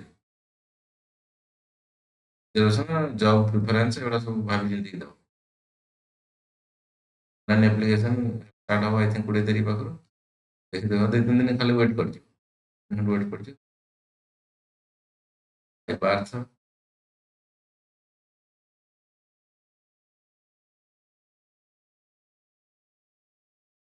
ଆଉଟ ରିଜେକ୍ସନ ଭୁଲଭାଲ ଦେଇଛ, ମିଛ ସତ କହିଛ, ଏପଟ ସେପଟ କରିଛ, ଏଗୁଡ଼ା ସବୁ ରିଜେକ୍ସନ ହେଇଛି। ଆଇଏଏସ୍ ଅଫିସର ଧରା ପଡ଼ିଥିଲା ଗୋଟେ ରିସେଣ୍ଟଲି। ଏମାନ ଅଫିସରେ ଯାଇ କ'ଣ ମାଗିଲା, ମୋତେ ଗାଡ଼ି ଦରକାର, ଘର ଦରକାର।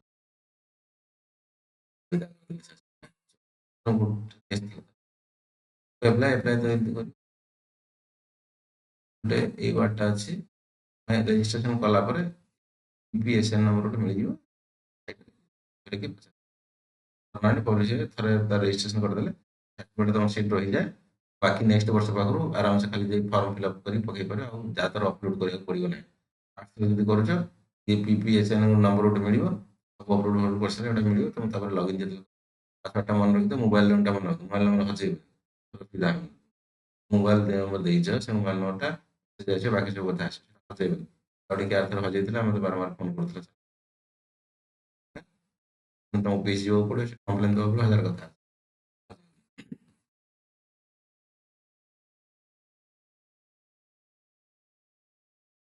କୋଚିଂ ଡେଟ୍ ଅଛି ତା ପୂର୍ବରୁ 20 ଟୁ 20 ଇମ୍ପୋର୍ଟାଣ୍ଟ ଟାଇମ୍ ଶୋଇଥିବ ପୁଣି ଡେଟ୍ ସରିଲା ପରେ 20 ଟୁ 20 ଜାନୁଆରୀ 20 ମାର୍ଚ୍ଚ 2-4 ଦିନ ଛାଡ଼ିକି।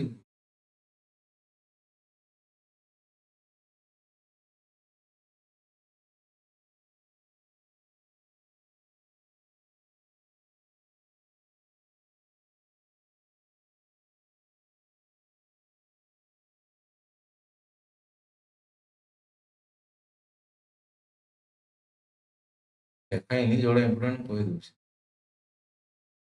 ପ୍ଲାନ୍ ଅଫ୍ ଏକ୍ସାମିନେସନ ପ୍ରିଲିମ୍ ହବ, ମେନ୍ସ ହବ। ପ୍ରିଲିମିନାରୀ ଏକ୍ସାମିନେସନ ଏଇ କଥା ଠିକ। ରିଟର୍ନ ପିଲା ଡରନ୍ତି, ଡରିବନି। ସବଜେକ୍ଟ ଫର ପ୍ରିଲିମିନାରୀ ଏକ୍ସାମିନେସନ ସିଲାବସ୍ ଏଇଟା ଇମ୍ପୋର୍ଟାଣ୍ଟ। ଡିଟେଲ ସିଲାବସ୍ ଫର ପ୍ରିଲିମିନାରୀ ଏକ୍ସାମିନେସନ କେତେ ପେଜରେ ଅଛି? 30 ପେଜରେ ଅଛି। ତଥାପି ତମେ ଓପିଏସସି ଚାହିଁଲେ ଡାଇରେକ୍ଟ ବି ଡାଉନଲୋଡ୍ ମାରିପାରିବ, କିଛି ଅସୁବିଧା ନାହିଁ। ମୋ ଘରେ ଏଇଟା ତିଆରି କରିନି, ସେଠୁ ଡାଉନଲୋଡ୍ ମାରିଛି ଓପିଏସସି ସାଇଟ୍ରୁ। ତମେ ଚାହିଁଲେ ଏଇଟା ମାରିପାରିବ, ଏଥିରେ ଅଦରୱାଇଜ୍ ନହେଲେ ମୁଁ ଡାଉନଲୋଡ୍ ମାରିଛି, ତମକୁ ଅଲରେଡି ଗ୍ରୁପରେ ପଠେଇଦେବି। ଡିଟେଲ ସିଲାବସ୍ ଫର ଦ ପ୍ରିଲିମିନାରୀ ଏକ୍ସାମିନେସନ କ'ଣ କଥା ଲେଖା ହେଇଛି ପେପର 1ରେ? ପେପର 1 ଯେଟା ଜିଏସ୍ ବୋଲି କହୁଛି, event of the national and international. ଯାହା କଥା ତା ଆଗକୁ କିଛି ଲେଖା ହେଇଥାଏ, ପଶୁ ମଧ୍ୟ କିଛି ଲେଖା। କେମିତି ଏଟା ପଢିବ, କ'ଣ ପଢିବ ମୁଁ କହୁଛି, ଧୈର୍ଯ୍ୟ ପଢିଦବା। Event of the national and international importance, history of India and Indian national movement, history of Odisha and Odia nationalism. କୁହନ୍ତୁ Gandhi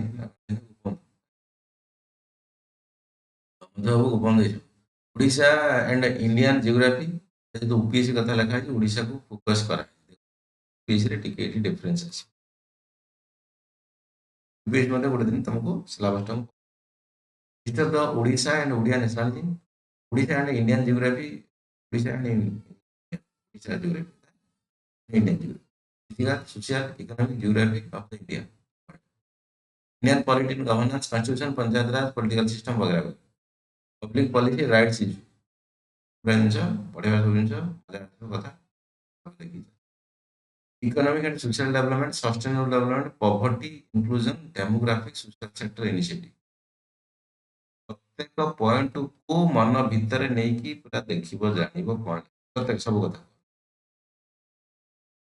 General issue on the environmental sociology, biodiversity, climate change do not require the subject specialization. Subject specialization ମାନେ ମନେକର ଯିଏ PG PhD କରିଛି କୋଉଥିରେ ତ ଯୋଉ ଏଥିରେ ଟ୍ୱିଟରରେ କ'ଣ ହେଲା ପ୍ଲାଣ୍ଟ ସାଇନ୍ସ या फिर ବଟନି ଜୁଲୋଜି ଭିତରେ ପଢ଼ନ୍ତି କି ଟିସ୍ୟୁ କଲଚର କ'ଣ କେମିତି ହୁଏ ବଗେରା ବଗେରା ଆବଶ୍ୟକତା ନର୍ମାଲ ରିଲେଟେଡ୍ କଥା ଯାହା ଆମର PhD ପାଇଁ ସିଲାବସରେ ସେଗୁଡ଼ା ସ୍ପେଶାଲାଇଜେସନ ଆବଶ୍ୟକ. ଜେନେରାଲ ସାଇନ୍ସ ମାନେ କେମିଷ୍ଟ୍ରି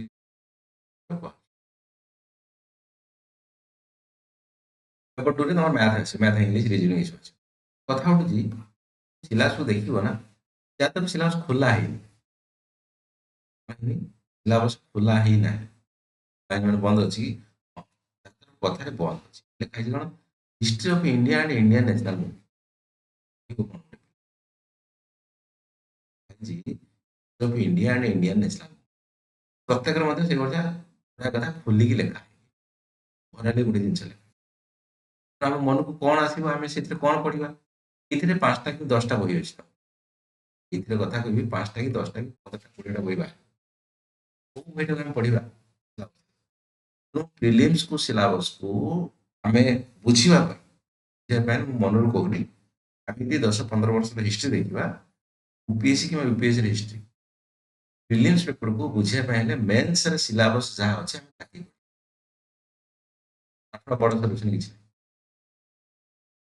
ତାଠୁ ବଡ଼ ସଲ୍ୟୁସନ କିଛି ନାହିଁ ପ୍ରିଲିମ୍ସ ଯେହେତୁ ଆମକୁ ସିଲାବସ ଖୋଲା ହେଇନାହିଁ ମେନ୍ସରେ ଟିକେ ସିଲାବସ ଖୋଲା ହେଇକି ଲେଖା ହେଇଛି ମେନ୍ସରେ ଯାହା ଅଛି ଆମେ ସେଇ ପାର୍ଟ ଗୁଡ଼ା ପ୍ରିଲିମ୍ସରେ ଯୋଉ ପାର୍ଟ ଅଛି ସେଇ ପାର୍ଟ ରିଲେଟେଡ ମେନ୍ସରେ ଯୋଉ କଥା ଖୋଲିକି ଲେଖା ହେଇଛି ଆମେ ତାକେ ହିଁ ଭାବିଦେବା ଏ ପ୍ରିଲିମ୍ସର ସିଲାବସ ସେ ଅନୁସାରେ ପଢ଼ିବା କଥା ଏକଦମ ପୁରା ଧ୍ୟାନ ସେ ମେନ୍ସରେ ଏଇ ରିଲେଟେଡ କଥା ମେନ୍ସରେ କିଛି ଏକ୍ସଟ୍ରା ଅଛି ଜିନିଷ କଥା ପ୍ରିଲିମ୍ସ ପେପର ଗୁଡ଼ା ଯୋଉ କଥା ଗୁଡ଼ା ସବୁ ମେନ୍ସରେ ଅଛି ସେଗୁଡ଼ା ଖୋଲିକି ଲେଖା ହେଇଛି ସେଇଠି ଯୋଉ କଥା ଖୋଲିକି ଲେଖା ହେଇଛି ଆମେ ଭାବିଦେବା ପ୍ରିଲିମ୍ସର ସିଲାବସ ସେଇ ଡାଉଟ ନାହିଁ ତେଣୁ ଆମେ ପ୍ରିଲିମ୍ ସିଲାବସ ମଧ୍ୟ ନ ଦେଖିଲେ ଚଳିବ ଡାଇରେକ୍ଟ ମେନ୍ ସିଲାବସରୁ ପଢ଼ିଲେ ମଧ୍ୟ ଏକ୍ସଟ୍ରା ଯୋଉଟା ଅଛି ସେଟା ପଢ଼ିବା ନାହିଁ ମେନ୍ସ ପାଇଁ ପଢ଼ିବା ହାଲାକି ମୁଁ ଅଲରେଡି ଷ୍ଟାର୍ଟିଂରୁ କହିଥିଲି ପ୍ରିଲିମ୍ସ ମେନ୍ସ ଦୁଇଟା ଯାକ କମ୍ପ୍ଲିଟ୍ କରିବାକୁ ପଡ଼ିବ କାହା ପୂର୍ବରୁ ମୋର ପ୍ରିଲିମ୍ସ କାରଣ ପ୍ରିଲିମ୍ସ ପରୀକ୍ଷା ପରେ ମେନ୍ସ ଷ୍ଟାର୍ଟ ହୁଏ ତା ଭିତରେ ସମୟ କମ୍ ରହେ ସେ ସମୟରେ ତୁମେ ମେନ୍ସ ଷ୍ଟାର୍ଟ କରିକି ପରୀକ୍ଷାରେ ବସିଲେ ରଖିବ 0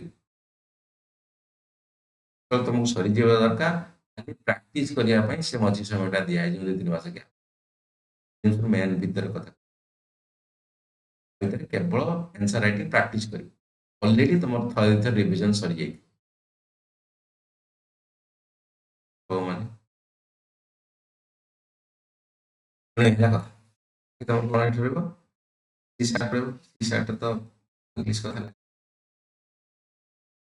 लेवल पकाउँ बेसी डिफिकल्ट पकाउनु UPSC टे डिफिकल्ट पकाउँ हालांकि टिके टिके UPSC एथर पूर्व थर टिके इजी करथिला तमर सीसाटा जस्ट टिके डिफिकल्ट करथिला एकदम नुहे जे करी होपनी सेमति एवरेज पिला गोटे करी पुकी पास करी पारे सिला कथा जदि तमर वीक अछि मैथ इंग्लिश रे अकोर्ड दिन को आधा घंटा देई दबा आराम से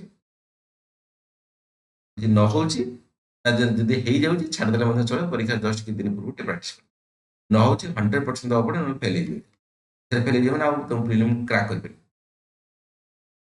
जाऊँगी मैंने न कि जान पछ 5 वर्ष खंडे क्वेश्चन आने निजे करदे निजे हिसाब करद मार्क रहा असुविधा कौट रोचे रोचे से पार्ट ध्यान देद परसेंटेज फर्मुला मन ना देखीद कौन डंगा आगे गला पछू गला मन ना देखीद फर्मुला एलसीएम मन ना देखीद फर्मुला देखीद चेंज हो ये पार्टा थे देखीदेला चेंज हो बाकी इंग्लिश कथा कम्प्रेhension पढ़ो तो पढ़ी 2-4 घंटे प्रैक्टिस करदे लिखी पढ़ी ना कर कष्ट गोटे पढ़ो सादा गोटे पढ़ो मीडियम गोटे पढ़ो ତା ଭିତରେ କରିକି ଦେଖିବ ଠିକ କରିପାରୁଛି କି ନାହିଁ। ପରୀକ୍ଷା ହେଲା ମାହୋଲରେ ବସିବ, ପରୀକ୍ଷା ଯେତେ ସମୟ ଦିଏ ସେ ପୁରା ଫୁଲ ସେଟଟା କରିବୁ, ପରୀକ୍ଷା ଭଳିଆ ପ୍ରେସର ନେଇକି କରିବୁ। ପରୀକ୍ଷାରେ 100% ମାଇଣ୍ଡ କାମ କରେନି, 50% କାମ କରେ। ଘରେ ବସି ଆନ୍ସର କରିଦେବା, ପରୀକ୍ଷା ହଲରେ ଆନ୍ସର କରିବା ଡିଫରେନ୍ସ ଥାଏ। ଏ ସବୁ କଥା ବୁଝି ହଉଛି। ଏଥିରେ କଣ ଅଛି କମ୍ପ୍ରିହେନ୍ସନ ପଢି ପଢା ହେଇଯିବ। 100% ଆସିକି କମ୍ପ୍ରିହେନ୍ସନ ଗୋଟେ କ୍ୱେଶ୍ଚନ ଦେଖିଦେଲେ ତମକୁ ଜଣା ପଡିଯିବ। ଲଜିକାଲ ରିଜନିଂ ଆନାଲିଟିକାଲ ଏବିଲିଟି କଥା କହୁଛି ତ କ୍ୱେଶ୍ଚନ ଏଗୁଡ଼ା ସବୁ ଡିସିଜନ ମେକିଂ ପ୍ରବଲେମ ସଲଭିଂ। କୁକୁଡ଼ା ସବୁ କୁକୁଡ଼ା ହେଲେ କି କୁକୁର, ସବୁ କୁକୁରରୁ କିଛି କୁକୁର ବିଲେଇ, ଏଇଭଳିଆ କ୍ୱେଶ୍ଚନ। ଡିସିଜନ ମେକିଂ ପ୍ରବଲେମ ଏସବୁ easy question. General mental ability କଥା କହୁଛି, ମାଇଣ୍ଡ ପଡିଥିଲା ମାନଙ୍କର କଣ ହେଲା, ଫିଲ୍ମ ହଲରେ ନିଆଁ ଲାଗିଲା, या फिर किए विषय कहला बम अच्छी बोली पुलिस को कॉल करी या फिर लोग फास्ट बाहर कर मेंटल लेवल कौन। देन बाकी मैथ अच्छी कथा कौन, relation magnitude all this class x level data interpretation chart graph table AIDS again कहली प्रीवियस क्वेश्चन गुड देला सेट करबो हे जाउची। अब की आवश्यकता नहीं, समय अननेसेसरी करनी, जीएस रे एक्चुअली मार्क तुम चेंज दो। बट एथरे जे न होची बिल्कुल फेल हैला सबरे फेल आ आगु जेबरिबनी। ତେଣୁ ଦି କଥା କହିଥିଲି, ଯୋଉଟା ତମ ସିଚୁଏସନ ତମେ ଯୋଉ ଲେଭେଲ ଅଛ ତାକୁ ନେଇକି ଜଜ କରିବ। ତଥାପି ଆମର ଏଠି ପଢା ହବ ସିସେ ଫାର୍ଷ୍ଟ ଲାଷ୍ଟ ପଢା ହବ, ତେଣୁ ରହିବାର ଆବଶ୍ୟକ। ତମେ କେତେ ସମୟ ଦେବ ଡିପେଣ୍ଡ କରୁଛି ତମର ଯେଉଁ ଅନୁସାରେ ଟ୍ୟାଲେଣ୍ଟ ଅଛି ସିସେ ମାନେ ମୁଁ କହିଲି କଥା ଖତମ। ମୁଁ ରଖିବି, ମ୍ୟାଚ୍ ତ ସରିବନି ସିଲାବସ୍, ମ୍ୟାଚ୍ ଚର୍ଚ୍ଚା କରିବି।